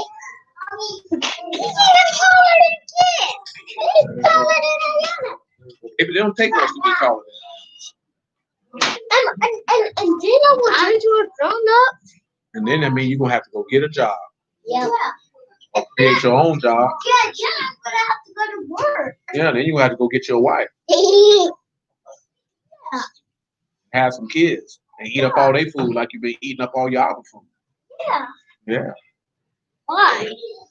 That man said he had to take out a second mortgage to feed you, boy. And how you gonna cook? How you gonna cook? Yeah. My aunt was gonna teach him how to cook on the grill. On the what? Grill. On the who? On the grill like you're grown. On the grill. You gotta be careful with the grill. Why? It's very hot. That's very hot. Because I'm gonna burn myself. What y'all got though? Sean's got to know the shepherd of the house is Yahusha. We can look at it how you can say that you know, behold, and know and experience the teachings of the Son as this female owner. Because let's look at it this way. It's not Yasharal, the female owner of the land of Yasharal. She is the mistress of the house. And what else is she? She is a widow woman. Who a man who came and sustained. And the bread and oil never failed, did it not? We just read it last night. He came through with some bread, didn't he? And some water. And then he would get a covenant of peace if he gave it to his enemies. But notice that this widow woman didn't tell this nigga, I ain't give you no food so me and my son can die. She went ahead and did it. She went ahead and did it. Now, whose son Elijah around that corner? Yahuwah did. Yahuwah did. Remember, Yahusha got the people mad when he gave this statement. He said, of all the lepers in the land of Yasharal, it was Naaman the Syrian that got here. Of all the widows in Yasharal, he sent Elijah to a widow woman in Zidon. Listen what the woman say though. Came to pass, silent son. After these things, the woman, the mistress of the house, fell sick, and the sickness was sore that there was no breath left in him. And she said unto Elijah, what have I to do with you, O you man of Elohim, unto me to call my sin to remembrance and slay my son? The first thing that came to her mind is, you must be calling my sins to remembrance.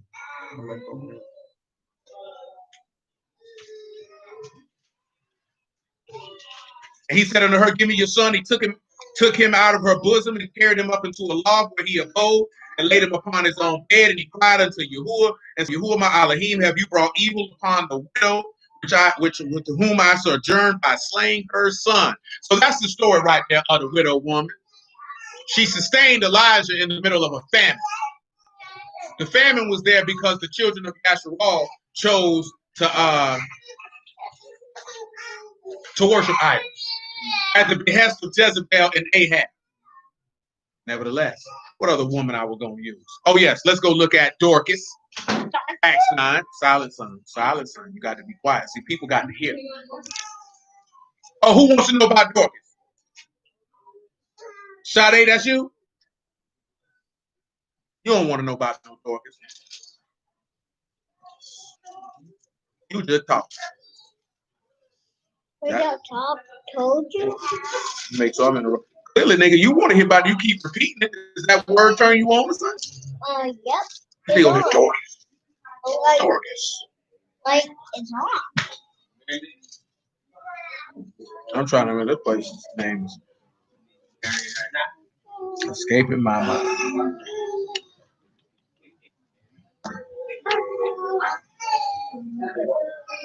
Hey, Bird, you got to be quiet. Acts chapter 9. I was right at first. Hey, y'all getting a little loose with it. Let me tell y'all something, ladies, so y'all can remember this here. Y'all ain't supposed to be talking nowhere. And I wouldn't care what it was about. You know what I'm saying? So keep that in mind.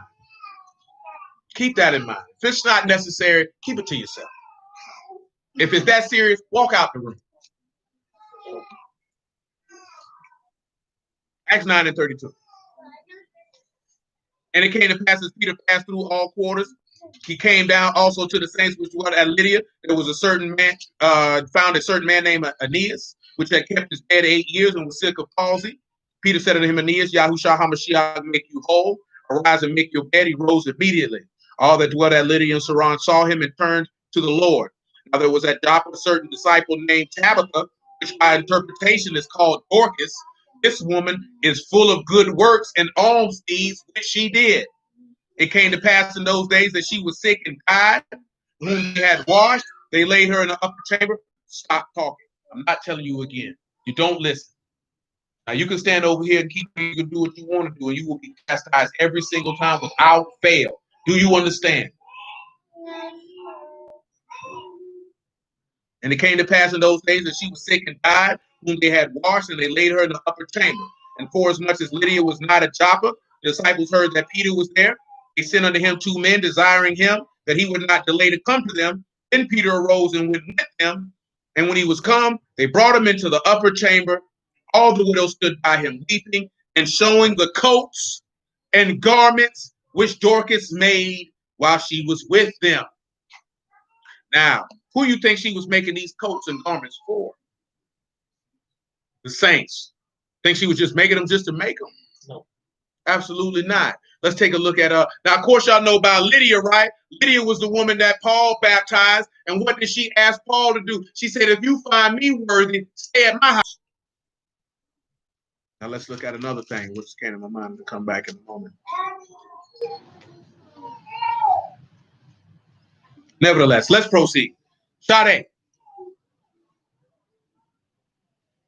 how do you add value to the people in this room?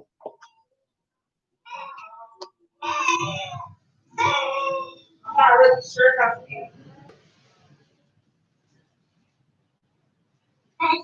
Why are you not sure how to add that?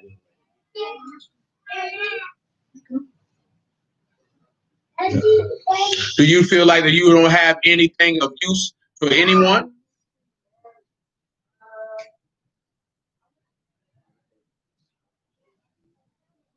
So if you wouldn't say, because the only reason I can ascertain if you're not sure, then I can only take that is you're not aware of how you can be useful to people or you're useless. That's the only conclusion that I can come to.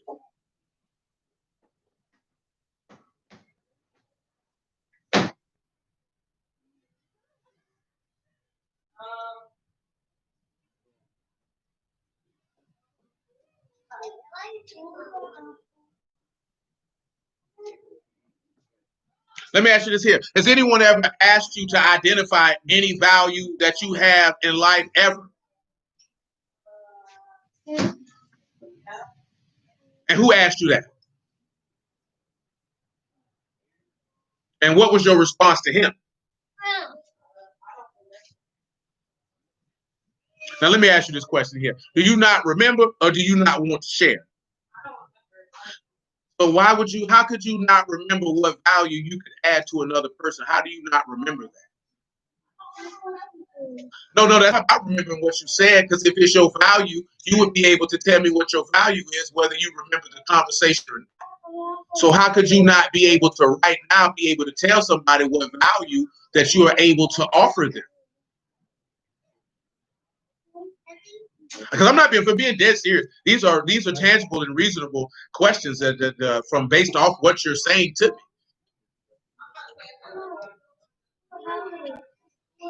So I mean, what use do you have? How are you useful to anyone in this room first, and then in life, period?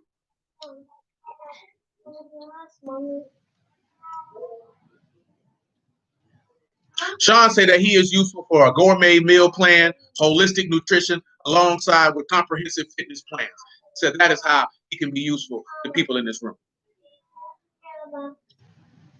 Now, I'm not defining what you have to say is useful. What skills, what value do you have to add to another person? How can you be a benefit and an asset to the people around you?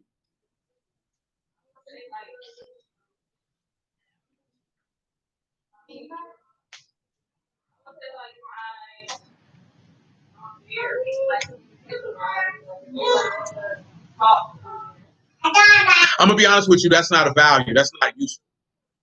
That's just being a friend.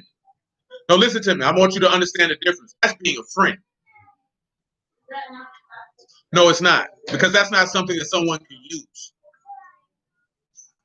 No, it's not.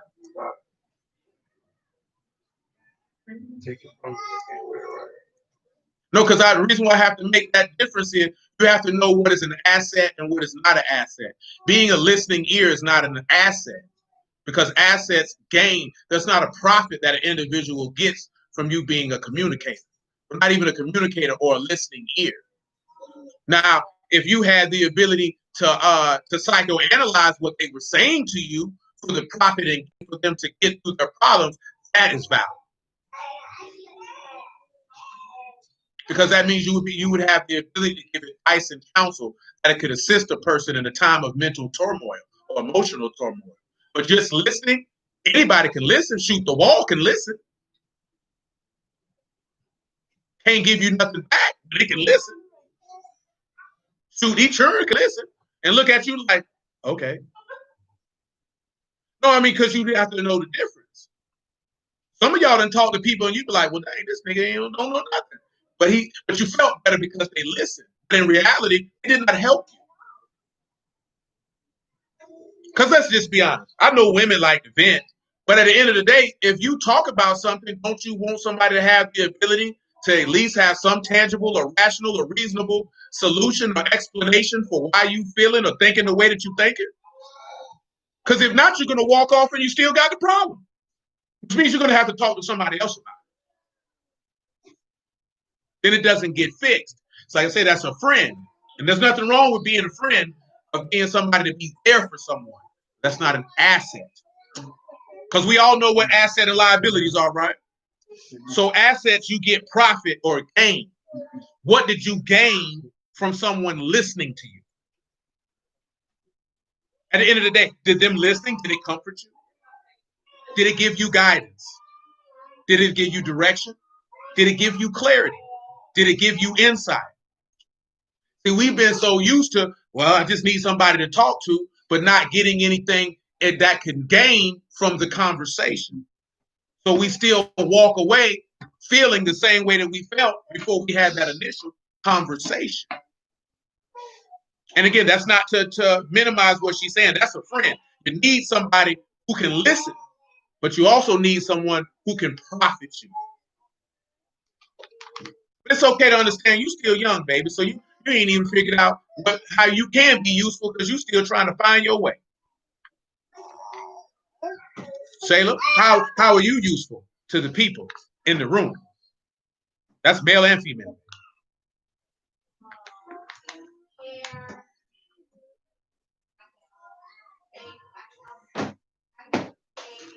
Are you sure? Because you hesitate.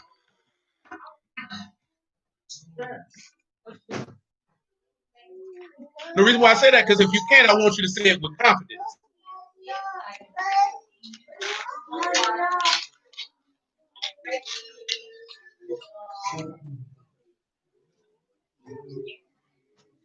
How you useful to a man in this room? That's not useful to him.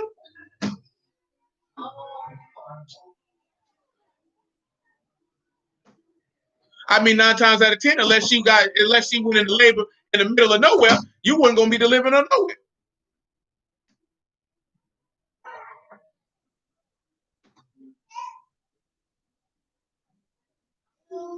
Pause while you think about that, because that's what I was trying to go to. 1 Timothy chapter 5. Praise the Lord.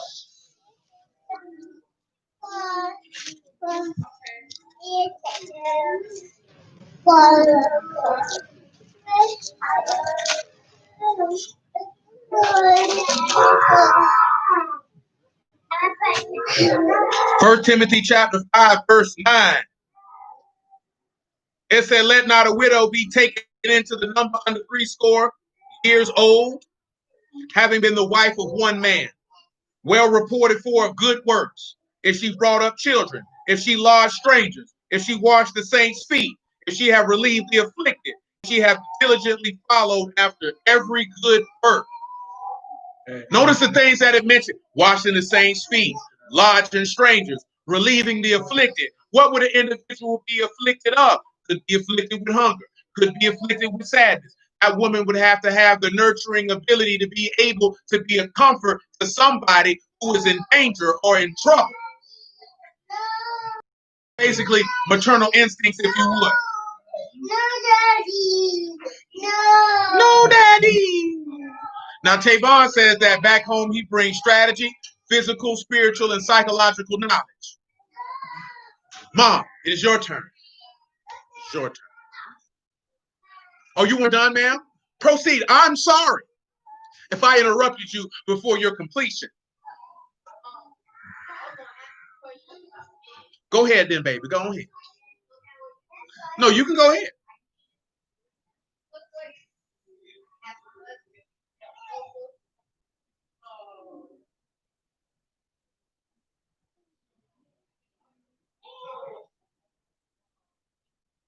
That's all you got? Go ahead, Mom.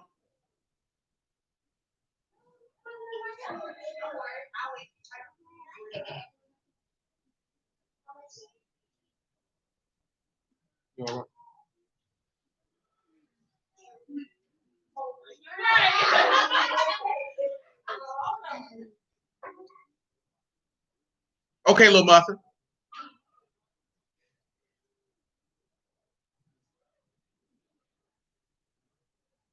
I'm just trying to go in a circle where it goes around like this here.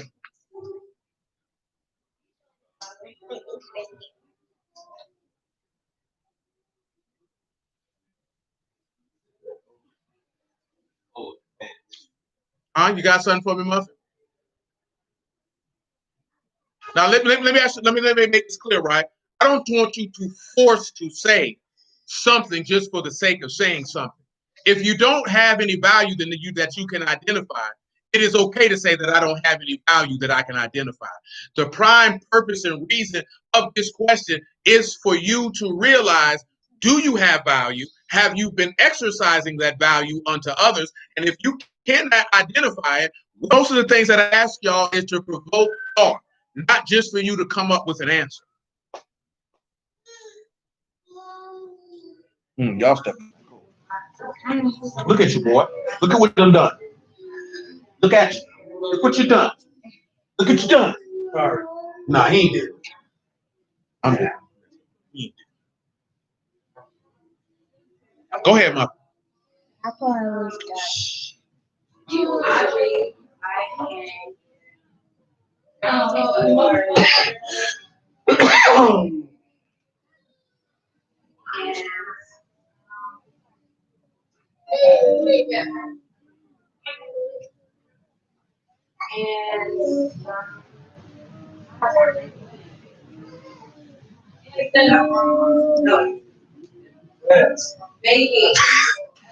Baking, but that's when making food, baby. That's what making food. That's a sub-genre. That's a specialty. Oh, that's a specialty, huh? Oh, you felt like that needed to be known that my lemonade is top-notch quality. Chop with me. Bacon part. I didn't like bacon. Bacon is a sub. Anybody can't cook. This niggas who can cook fiber can't bake. That's why I said it's a sub. They can make you a mean 3-course meal. No bacon, no cakes. Very well. No pies. How can you be of value to a man?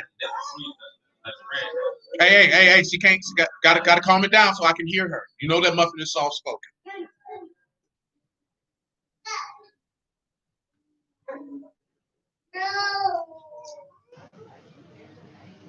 Huh?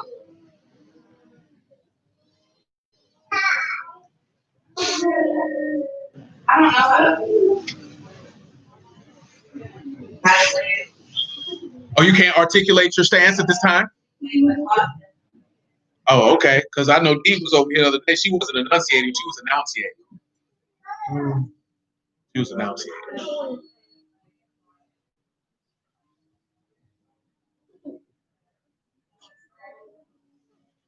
Very well then. Because we got it so on time. Michael, don't hide over there. Stroll is. Just because you're top grade don't mean I can't see you.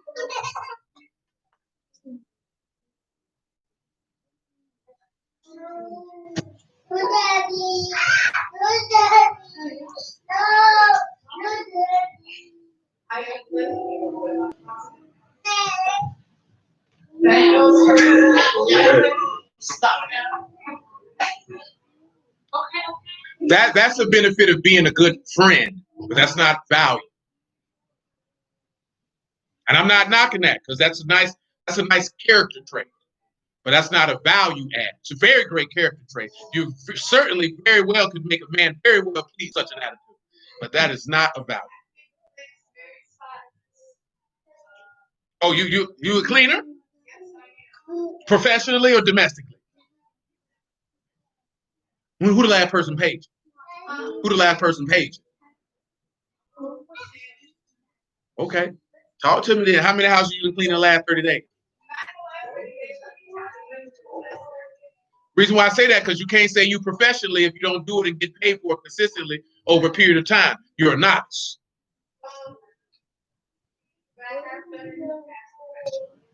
Oh, if you done it in the past, then you was a professional, baby. You didn't say you done it in the past. Well, see, you were saying it like you were new. You ain't say you had a cleaning service before.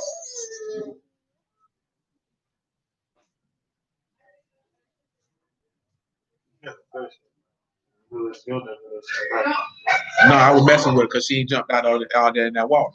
That's why I did that. Get her to jump out there in that wall. What you can cook, Michael? What you can cook? Because they trying to see if they gonna put you to work when the feast day come. What you can cook?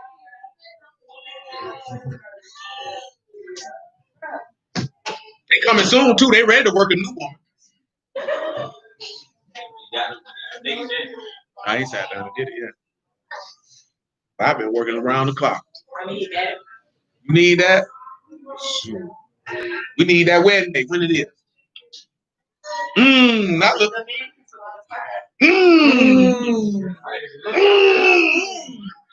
Johnny Cheese like, nigga, why you do me like that, nigga? Nigga, shoot. Ain't no sense of hesitating, deliberating, or procrastinating. You know what I'm saying? Nah, hey man, go and say, hey man, go ahead and make that happen so you can do some conjugating. You know you need your old conjugal visit. Man, boy.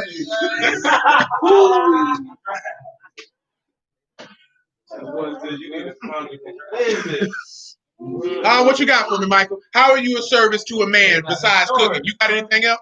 'Cause I can't hear you. What's female and male?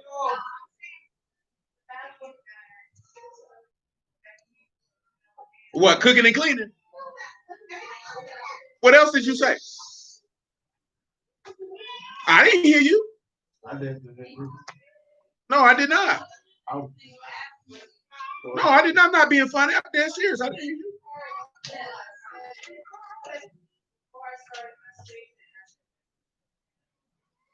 Oh, I definitely didn't hear that. So cooking and cleaning is your benefit for all. Because that's all I got from you. I mean, that's what you said. That's what you said.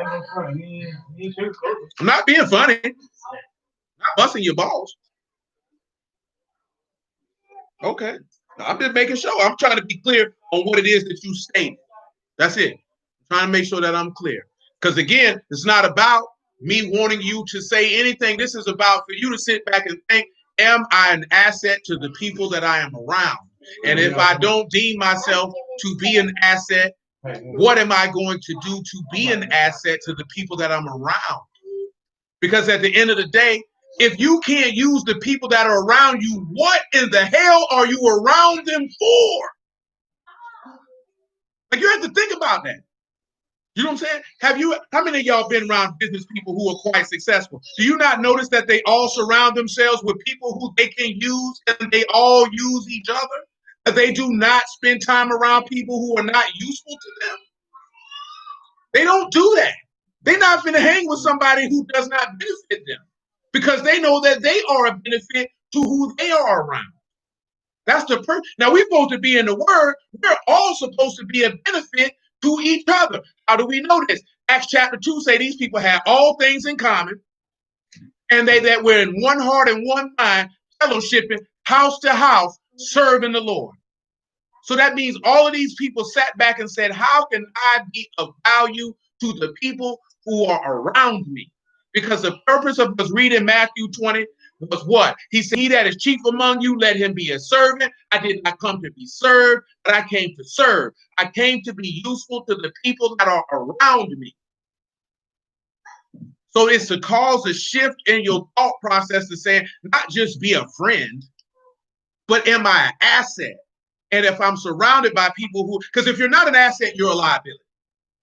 There is no in between. So do you want to be an asset? Do you want to be a liability? You know what I'm talking about? So it's to provoke thought. So it's not just when you say, oh, if I say this here, he'll leave me alone. I don't care what you say, because you still going to have to be an asset when you leave here. You're still going to need to figure that out. It's not about you saying something that is going to satisfy me, and then you're comfortable with being a liability when you leave here. It's about you looking at it and say, how can I be a benefit to my brother sitting over here, to my sister sitting over here? How can I be a benefit to them? How are they a benefit to me so that everyone is assisting in everyone and being the best individual that they can be? See, like I said, the type of questions that you're getting asked is the type of questions that older people, when you were coming up, should have been asking you or teaching. You know what I'm saying? Now, of course, the things that you're asking, you're taught are predicated on the environment that you're in. And then if your family or friends didn't have that ability to teach you that, that's fine. But that's no excuse of staying in that place. And most of you are young.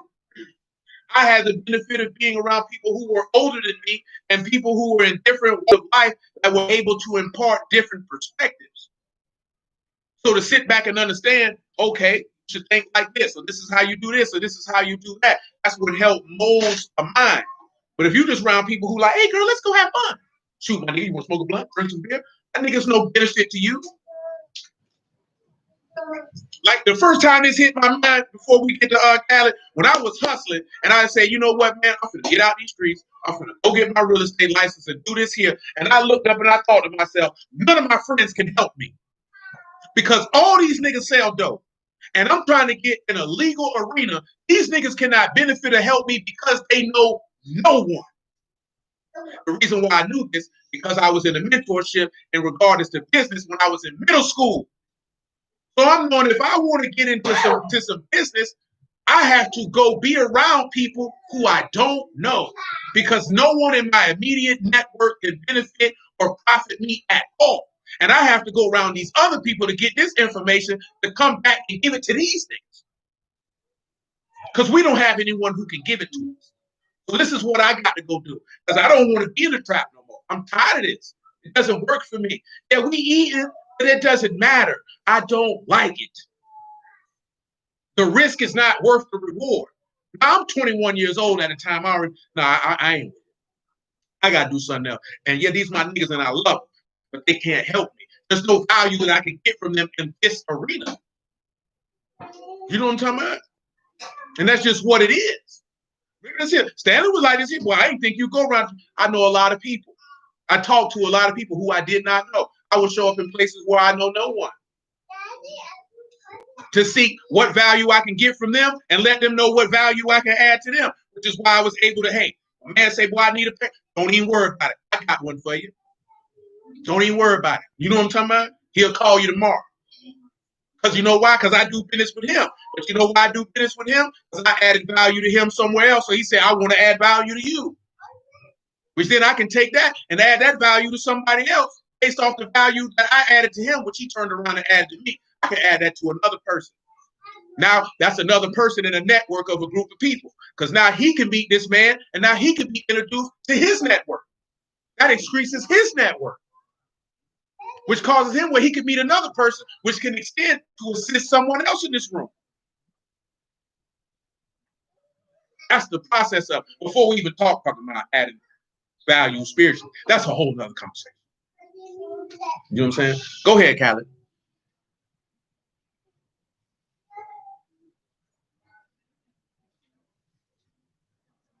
You don't know? It's okay. It's okay. That give you something to think about. Don't start crying over here, you hear me? It's okay. If you don't know, it's okay. Because I could understand they ain't never thought about it. It's probably never been presented to you. That's the purpose of me asking. Come on, Nisha.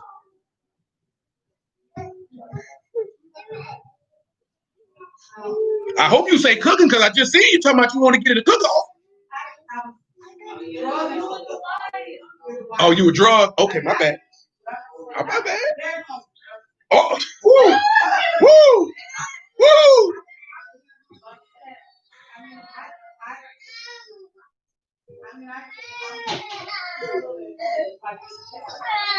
That's it. Right. But see, that's something that you have to look into, and so show yourself as an asset to, because that's a major asset. That's a major asset to the women here who could pick your brain on what they could do to do better if that's something that they desire to do.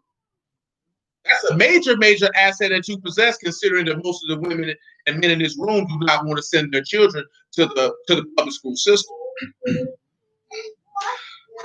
I mean, like, why you might be underplaying it, probably ain't no probably. As far as women is concerned, it's probably one of the most valuable assets that any of them possess that you have, because you have the skill, the wherewithal, and the actual application because you have done it in an organized setting that you can't put no price on. Yeah. Go ahead. You can. But you ain't a teacher though.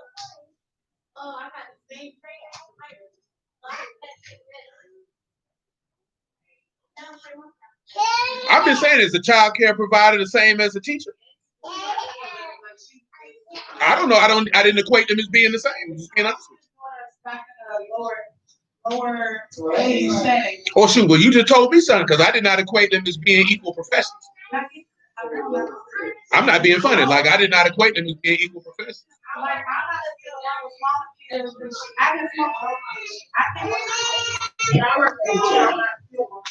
Okay, no, I'm not being funny. I'm dead serious. I didn't know that. I did not equate them as being on the same, because I didn't think a child care worker had to go to school for 4 years to be a teacher like y'all had to.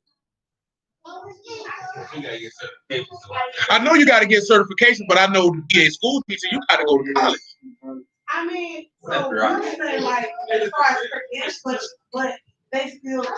No, y'all telling me something. I don't know. So I'm not saying nobody's wrong. I don't know. Yeah, I don't know. Sure.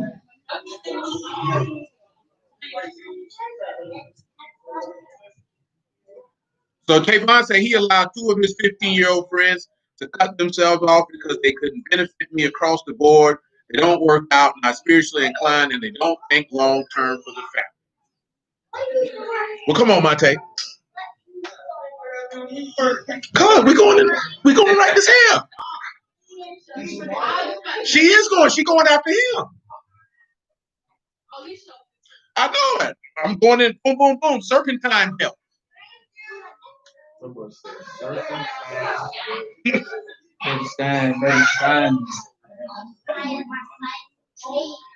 Come on, what you got for me, Monte?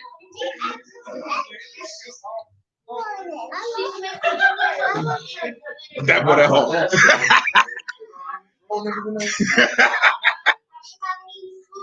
Hey, all of y'all be quiet, please.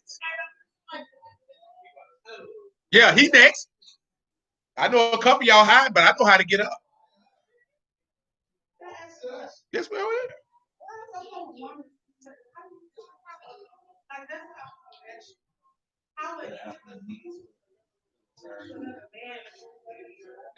That's why I read those verses.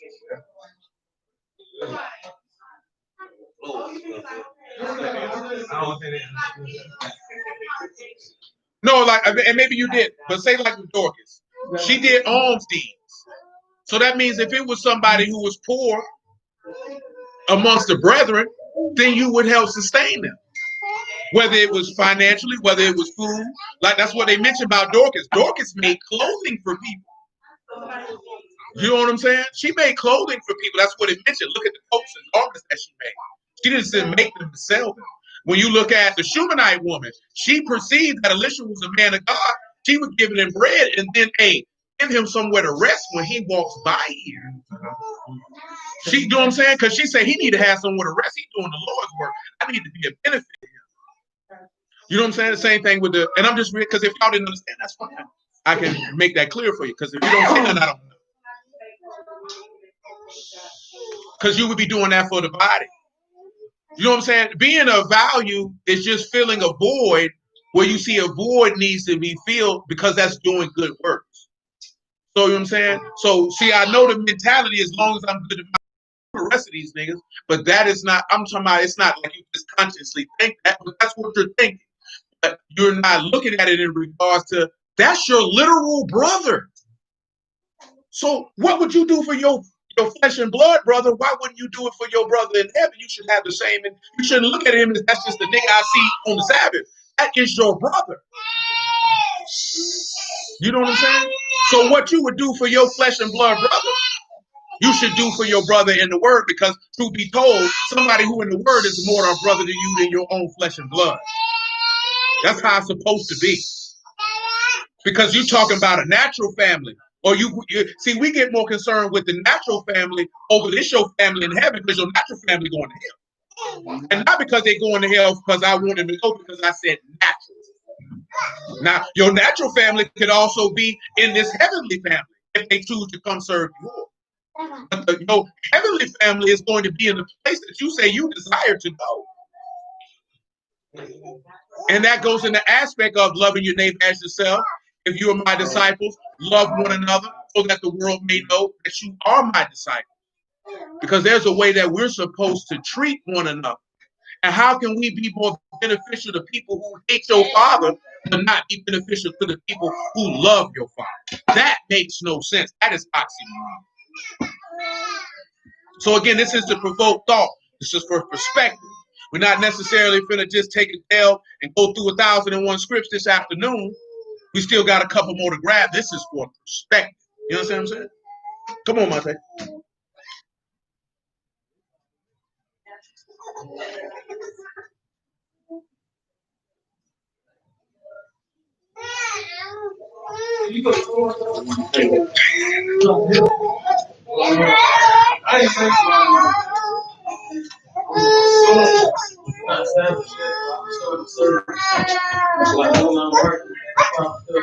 Wow.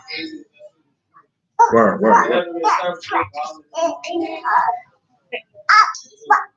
No doubt. You got anything else for me?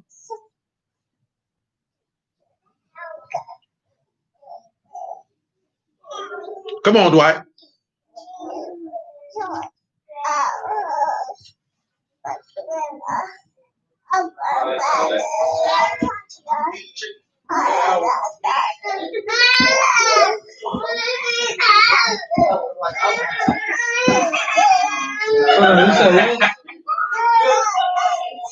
How is that a value to anyone in this room?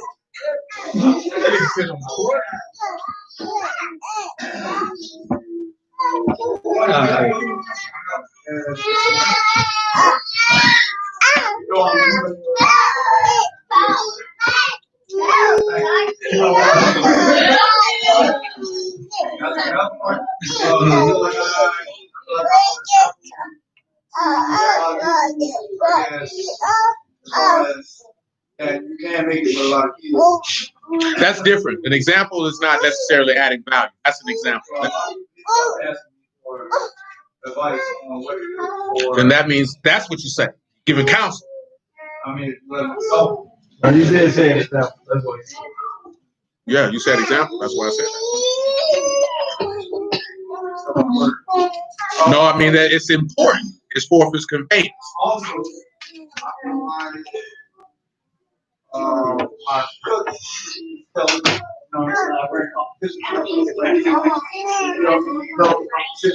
gonna tell you, competition is not a value add. It's not a value. But competition is not a value add.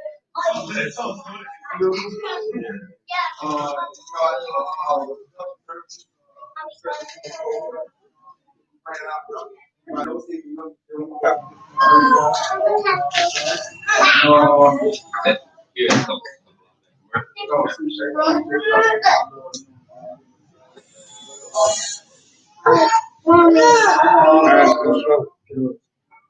I feel like I give a couple of shit every now and then. Yeah, but that's not a value add. That's just you.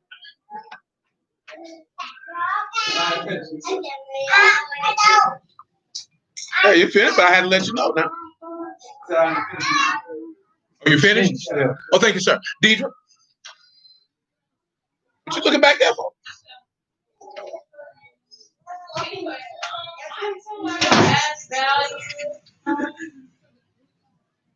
Because I would just say service, and under that umbrella, like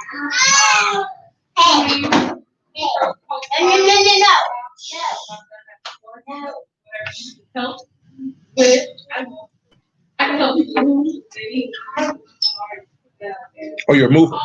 Or not on you.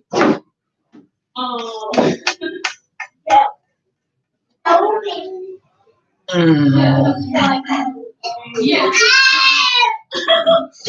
I like myself here. I did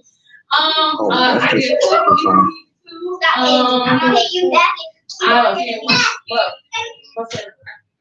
Eric needs to that's fine. Go to the gym if you want to.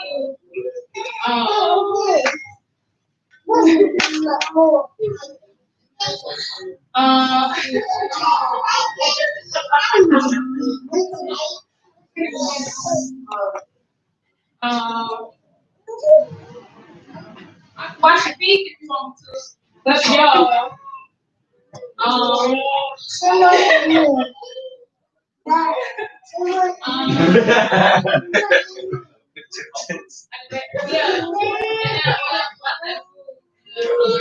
Yeah, all of that stuff. The benefits to a man, ma'am? Huh? Benefits to a man, ma'am? Oh, I can do your hair. I ain't doing your hair for. I have been to men's houses to help them clean up and wipe the sleep, whatever I'm doing, after they had a baby. And that was for. You have? I seen it too. Ain't that what that nigga said? I seen it too. Pretty versatile value. Kalisha! Oh, and if you need help service-wise, I have help. We all feel very.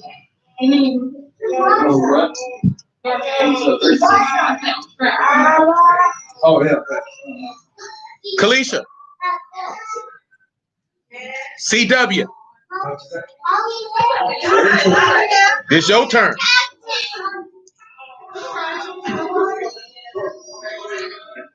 Hey. I can't hear Kalisha.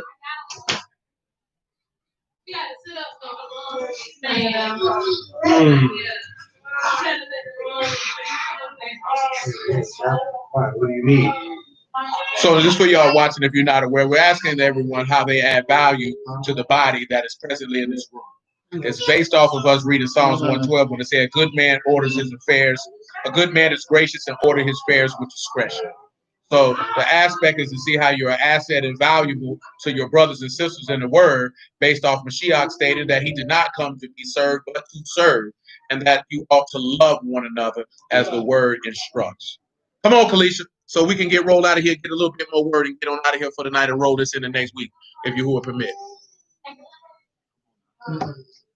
Y'all doing too much.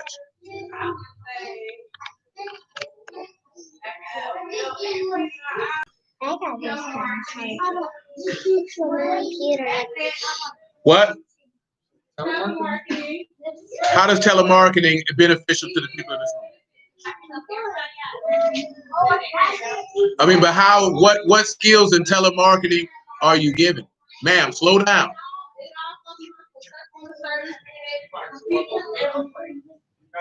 Ma'am, how does telemarketing a beneficial?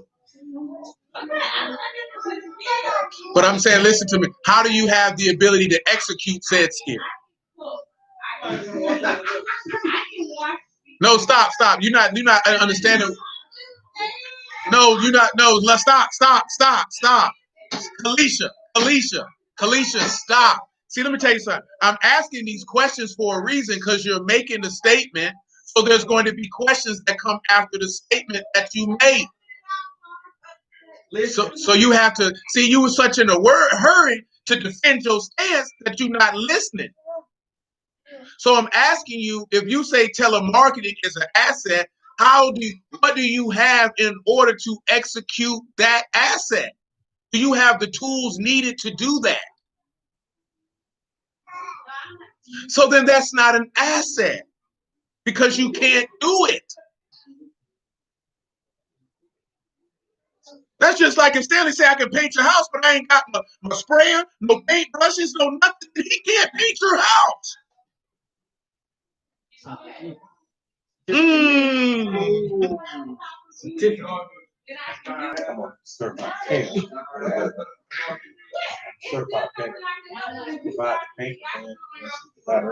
But then you're not an asset because you need my stuff to do it.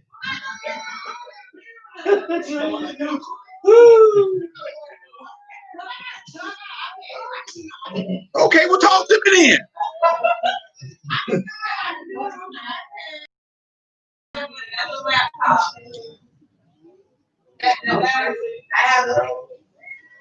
Come on, Antoine, because I ain't fooling with Lisa. I'll say by operating station. I give people opportunities to get a job, and I got some type of skills in that's called line repair for skills with cars, and I got a little knowledge in making money in stocks. So, and I can help to help someone financially kind of don't have much to provide their bills and stuff like that. So, No doubt. Come on, little Johnny. He give you some value, mama. What he? She said. Well, you said that little too tart. She on the bus. That's my man. I just do that there because boy, that nigga love you. That's why I be doing that. That nigga love you. She can't even hide it. She just so excited. Look how she looking right now. That's my man. Johnny do Oh, so well. She like this here because she need that day too because she ready to get conjugal. Notice she said he ain't lying. Oh no, Mr. Clean.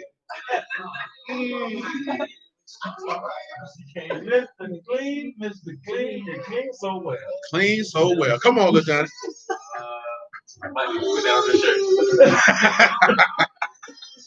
But nah, I'm able-bodied. I can tell I definitely help work. That's factual because you don't work with everybody in this room.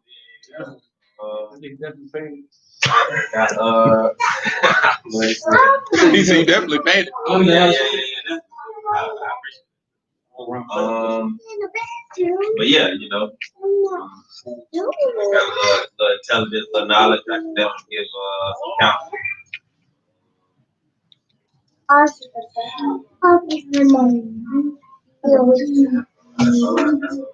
That's what you got? Come on, Darius.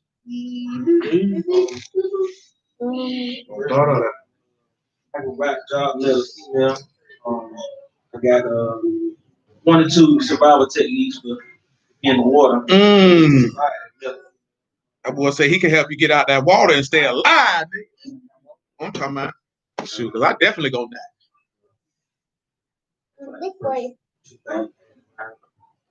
You got anything else for me? Come on, Monica.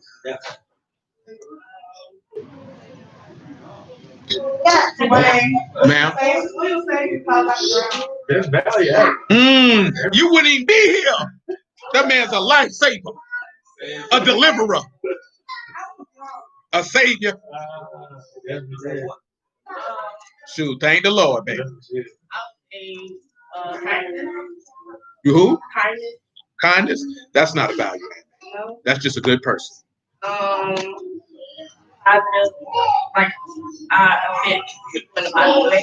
That's just a good person.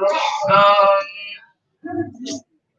I would say the knowledge behind my management skills. I Oh, can man, listen. You can deal with that. I can pick up different skills. That way I can help others as well. They can't hear you in the back. Oh, okay. She's still blushing from looking at little Johnny. No, not. And she dark skinned too when they roast. Serving. You can serve. Yes. You serving us some cookout? What? Come on. We live the people now. Yeah, I can cook, I can clean, I can do all that. We give you that because you made some mean cornbread. Thank you. That's about it. That's all you got for me. What you can do to help benefit a man other than Lil Johnny? Because she said, I always benefit. Except when I was cussing him out at work. I wasn't benefiting At all. I can pick up different skills to help me out. If you can pick them skills up, that means you presently don't have them. Well, I have some already. What skills you got? Managing, supervising, making money, knowing how to pay bills. That's very broad. Yeah, it is. Okay, so you want to Because the reason why I say that, bro, because you think, right? You think if you was on a job interview and you told somebody that they would take you seriously? Well, why you won't do it for me? Come on. I don't want to hear all that. Don't hit me with no doggone Listerine answer. Cat, but I ain't got time to fool with you. Come on, lawyer. Based off of my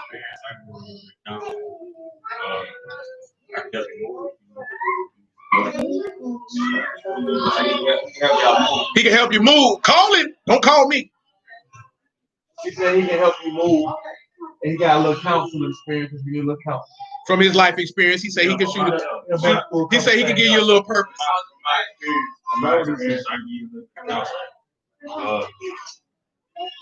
I don't know if this is I don't know if this is value, but I know how to make a song. You know what I'm saying? Put a song together. That's only an asset for people who make music, but an asset nonetheless. If you're in a financial bind, you know what I'm saying? He said he got a little money if you need help controlling your bills. He got Civic says that he is his family's personal bank, but he does help his family out with financial advice, planning, and budgeting. Well, you can never have a bank on hand. It's always like. Well, come on, let's roll. Come on, little Stanley, because we are almost at 2.5 hours. Stanley and y'all loud. Hey! Don't be rude. Don't be rude, children. I believe, like the asset I could provide, like, you know, if anyone that needs painting, of course, or anything in that type of field, construction wise, I always have a guy. I can definitely provide like an opportunity or a job for you if you know what I'm saying, looking for some work. Of course, counsel, but I definitely would say someone you could depend on, like I could say, like in the clutch situation, like Children, be quiet. I ain't telling y'all again, or somebody getting popped in their mouth.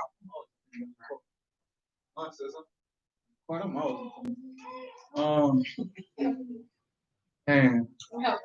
I definitely say like financially, like if anybody like going through, you know what I'm saying, downtime, I could definitely look out, show love, put you on your feet where you need to be. And you know what I'm saying, stuff to that nature.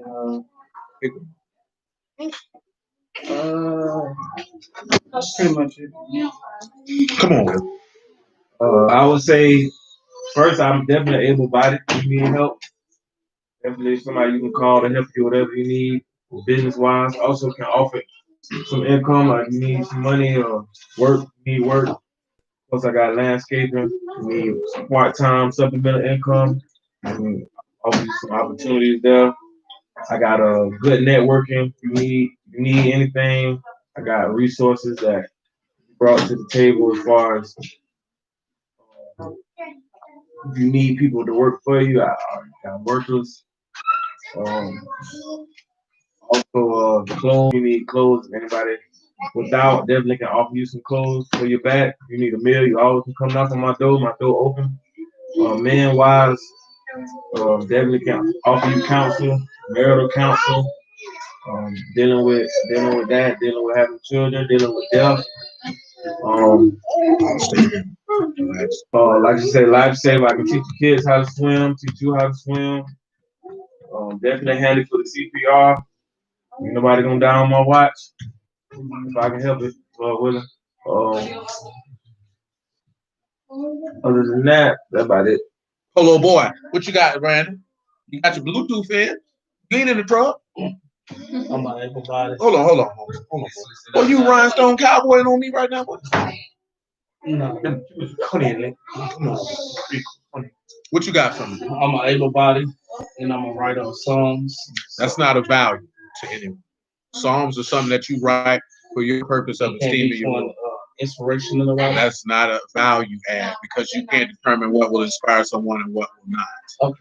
Well, like I said, that's a different thing. That's a praise thing. It's not a value. Everybody. That's all you got? Yep. You sure? You had a long time to think about it. Very well. Short, sweet, no, it ain't about short, sweet, and to the point. About what you got. It's about how you see. I know what your problem is. Let's not be. You've been a part of organizations in the past. They've left a sour taste in your mouth because you probably were the doorkeeper. You probably swear. You know what I'm talking about? Did all that good old stuff. Then you're like, them niggas did me wrong. So now I ain't gonna have no friends. I'm gonna be over here by myself. Then when you face adversity, then you're by yourself. And then you're looking like, there's no one here to help me because you have walled yourself off from people. Because you was like that. Mom, you was with the lightest eye. You around there, you cleaned the place, didn't you? You did everything, didn't you? Top flight man. Yeah, shoot, you can do it again. You got to realize that they were bad people. That shouldn't be a reflection on the value that you add or stop adding because someone else didn't appreciate the value. Yes, yeah. Yeah, I mean, I understand what you're saying, man, as far as that. Well, you a stubborn boy. What may I do for you? I mean, but, I feel like I add more value to my carnal family. But what value? What value do you add to your natural family that you can cross over and add it to the family that's in heaven? Well, I'm able to give my carnal family more counsel. From them being addicted to drugs. I was on drugs. Them being alcoholics. I was an alcoholic. Able to do that. So you do have some value. See, I'm asking this because you're selling yourself short, son. That was good, though. But as far as the spiritual family, but no, I want you to go into what you were doing for your natural family. Because if you can do that for a natural person, you could do that for other people. You don't do it because you feel like, well, I know why you do it for your natural family. You want them to accept you. But then you look at other people and you don't care if they accept you. You're not realizing you're walling yourself off to where people who would accept you, you're keeping yourself from. People who don't accept you are never going to accept you. They're just going to use you for whatever benefit that you can get from you. And that leaves you alone. But my question to you is, why would I care if other people don't accept me with my natural family? Why would you care if people who have blood ties to you don't fool with you, and you're not giving yourself the opportunity for people who are not blood related to you to fool with you? You're already coming into it with the mentality that they're going to reject you. Because I love you. But guess what? But they don't love you. And you're not allowing yourself to be loved by people who would actually love and care about you. And that will leave you alone. Because not only you're not going to have your natural family, but you're not going to have anyone over here. So it's just going to be you. And when you're faced with adversity, you'll have no one to call. Because you're looking for people to depend on who don't fool with you. So you're walling yourself off from a world full of people who you could depend on. You love the Lord. Who, even if they didn't love the Lord, to try to get niggas who done told you to your face, here's my butt kissing. Screw you, nigga. I only call you when I want something from you. I don't care about your physical well-being. Nigga, if you had $100 and I needed 101, you better give me them 100 and be hungry. And you gonna give it to them, hoping they'll love me now, and they never will. And you got people over here, and I ain't even talking about people in this room who don't want nothing from you, and will accept you simply for who you are, and don't want nothing from you. Remember what your brother told you? You got people around you who care about you. That's why nigga was on your head about you not getting in that truck, because the same people you trying to get to accept you, who you say you love, nigga told you F you. And niggas who don't even know you were giving you an opportunity to better your situation, and you didn't want to do it because you like, them niggas ain't gonna hurt me like my family hurt me, but you started running back to the people who hurt you. Son, that is insanity. That's why your brother told you, nigga, if I was you, nigga, did he not say, boy, it sounds like you got people who care about you? Is that not what he said to you? But back home, how many people around there care about you? No. So you see how silly you sound? When you sit there and you think about it in a logical, rational sense, you're trying to be valuable to people who don't care about you when you have people who are giving value to you who don't even know you. To the point that they should do that. So you would have to look at that. Who you trying to cleave to? Because now you're walling yourself, because like I told you this before, you're going to be just like, you just opposite of what Kevin Samuels be talking about. You're going to have to buy a dog, and you're going to die alone. Because you ain't going to get no wife, you ain't going to have no friends, it's just going to be you in a one-room flat watching YouTube videos. That makes no sense. That's not what's life about, son. You don't need that for yourself. Don't never wall yourself off from people and dim a light because you worry about somebody mistreating you or rejecting you because you want to be accepted by the people who should have accepted you because of birthright. When you could just sit back and look at it and be like, you know what? If this person is good to me, I can be good to them. It ain't good to be alone, son. I mean, I ain't gonna lie, that's a hard struggle to deal with. It ain't hard at all.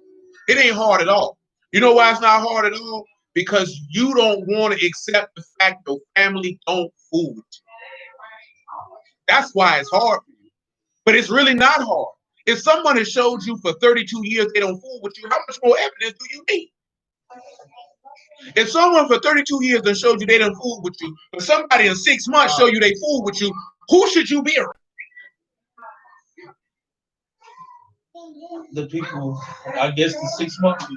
Then it ain't a hard decision. You're being emotional.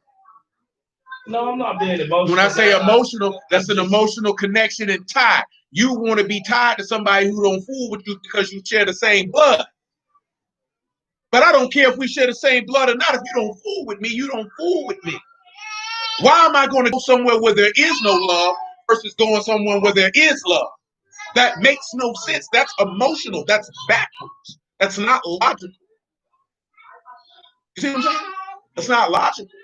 Because you have value to add, you won't allow yourself to add value to people who will add value back to you.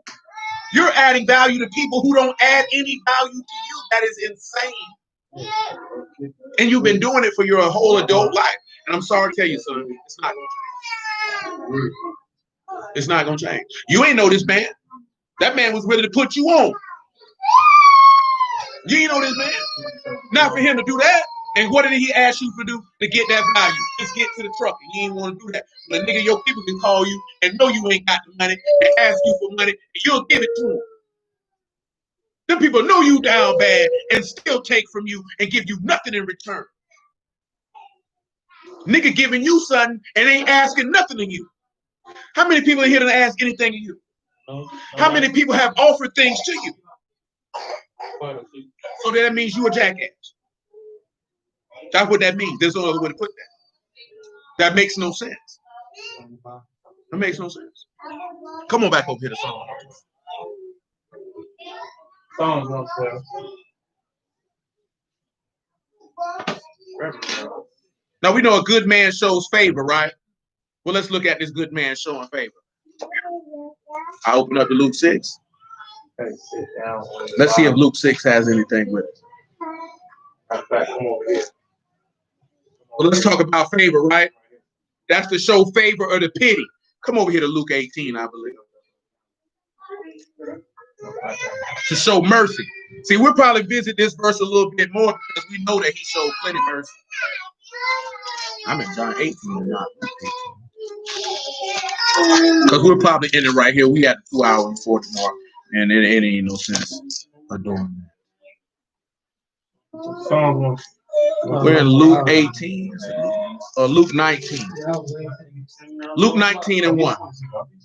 Luke 19 and 1. I heard it. Luke 19 and 1. Children, I said, be quiet. Yeah, come on, sit around this corner. Come on, sit around this corner. I got something for him. Come on. Come on, I got something for you. I got a hot belt too. It's leather too. My old lady bought it for me. It's been right to go across a young nigga's buttocks. We going like this here because some of y'all need straight raw flesh whoopings. You don't know what that means? That's leather on cheek. That's leather on cheek. Ooh, not the switch. Some of y'all done caught the switch. I done caught the switch. Shoot, it hit on something when it's a grown man doing it. Boy, I tried my granddaddy one time. He said, boy, go bring me a switch. So, I had to be a nigga. Bring him the smallest one I can find. Oh, boy, that nigga went to work. That nigga said, oh, that's how you gonna play it. And then came back with a devastating switch. Shoot, not them switches in Picketville. They ain't gonna give. Them niggas relax, nigga.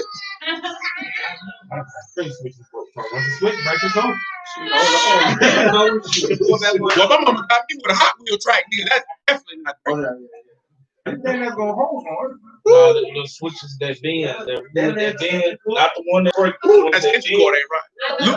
Luke 19 and 1. Let's look at how this good man shows Canaan or favor. Yahushua entered and passed through Jericho. Behold, there was a man named Zacchaeus, which was of the chief of among the publicans. He was rich. He sought to see Yahushua and who he was, and could not for the press because he was little of stature. He ran before and climbed up into the sycamore tree to see him, for he was to pass that way. And when Yahushua came to the place, he looked up and saw him and said unto him, Zacchaeus, make haste and come down, for today I must abide at your house.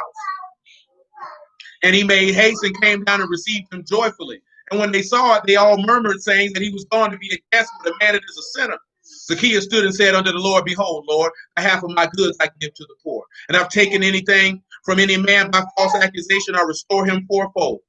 Yahushua said to him, this day of salvation come to this house, for as much as he is also a son of Abraham. And for the Son of Man has come to seek and save those which is lost. So the first thing that you sit back and see is, this man is extending favor to a man who didn't actually need favor, didn't deserve favor, I should say. Would you be able to be accurate? Because that's what a good man does. We already read in Acts chapter 10 that Yahushua went about doing good. So good men, of course, with that favor, that word is pity, mercy. What did we just read last night about David, right? Was he not a good man? Because he continually showed mercy. You know what I'm saying? And that's one of the most valuable assets that you can add, going back to the aspect of, and Nell say her uncle used to wet them switches, so it was clean. Right. Oh, and Sean said his grandma used to skin them and braid them. I'd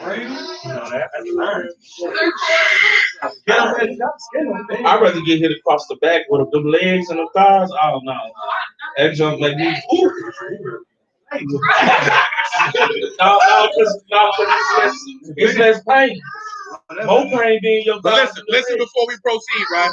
And this is something that we'll take into next week. But he says, right, that a good man show favor, but he guides his affairs with discretion. Now again, affairs is the bar. He guides his affairs with the bar. It's the bar, mishpat. His occupation, his acts, or his manner, because it also means word, but it's his acts. So he gathers his acts by the judgment of Elohim. So not only is he a merciful man, again, we're going to look at this fourth is Yahushua. I didn't have an applicable verse in Proverbs that was sufficient for what we were going to discuss. I was going to go, every man proclaim his goodness, but a faithful man who can find, but that just didn't work for me. It just didn't work for me. This one here works a little better because it's also going to tie into some of the songs that we read about David and his profession, but I want you to really zero in and think about verse 5, 6, 7, and 8. Shoot, and even 9. Because of course what we came here for is he said he has dispersed and given to the poor. I want you to look at dispersed. It is Pazar, of course that is the scatter. But it's Pei, Zayin, and Raj. So the son of Elohim was cut or killed by the word of Elohim, because remember what he said, that he took captivity captive and ascended on high and gave gifts to men, even to the rebellious also. So in order for him to disperse to the poor, he was going to have to be cut or mortified or sacrificed. When we have poor here, we have Evyan, which is those who are subject to oppression, in want, needy person, but more specifically, needing help or deliverance from trouble, especially deliverance by Elohim. So he has dispersed something that can deliver those who need salvation. And this is going time back to Yahushua's value of what he said, because he said he came to be a ransom for many. So the thing that we would need to look at is we need to make sure that we are, first and foremost, showing favor, that we need to make sure that we are showing as much mercy as we possibly can show.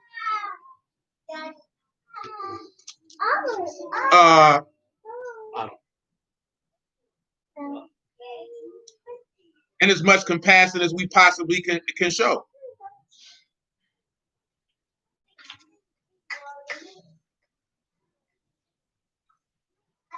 And that's just what it is. And then of course, guiding your manner according to the judgment of Elohim. Now, whether we choose to gather our manner by the judgment of Elohim, that's for who? Us. So hallelujah for Yahushua the word. I appreciate y'all time. Yes, ma'am. I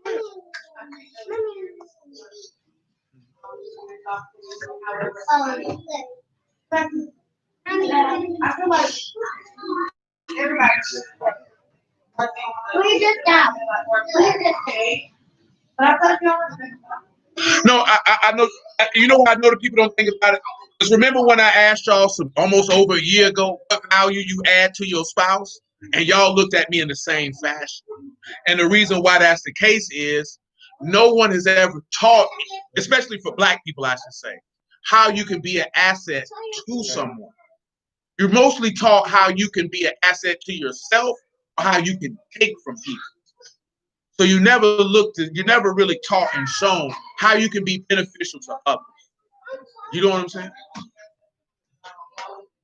Indeed. Indeed. And then on the aspect of being married, that's a job interview. You know what I'm saying? When you talking to a nigga, you talking to somebody, that's an interview, because you're interviewing for a wife position. So why would because see, you interview a man for some penis position. Can he throw that? Because that's what you have control over. I'm not being crude with that, but you don't have control. You don't have control over if a man is going to get in a relationship with you or marry you. You control if he get to have a party in your pants. You know what I'm saying? That's what you control. The party started. Get the party going. Shalom, Sharon. That's what you control. But listen though, because at the end of the day, a man is not going to pick a woman based on her sexual prowess. A woman will pick a man based off his sexual prowess who adds no value to her whatsoever.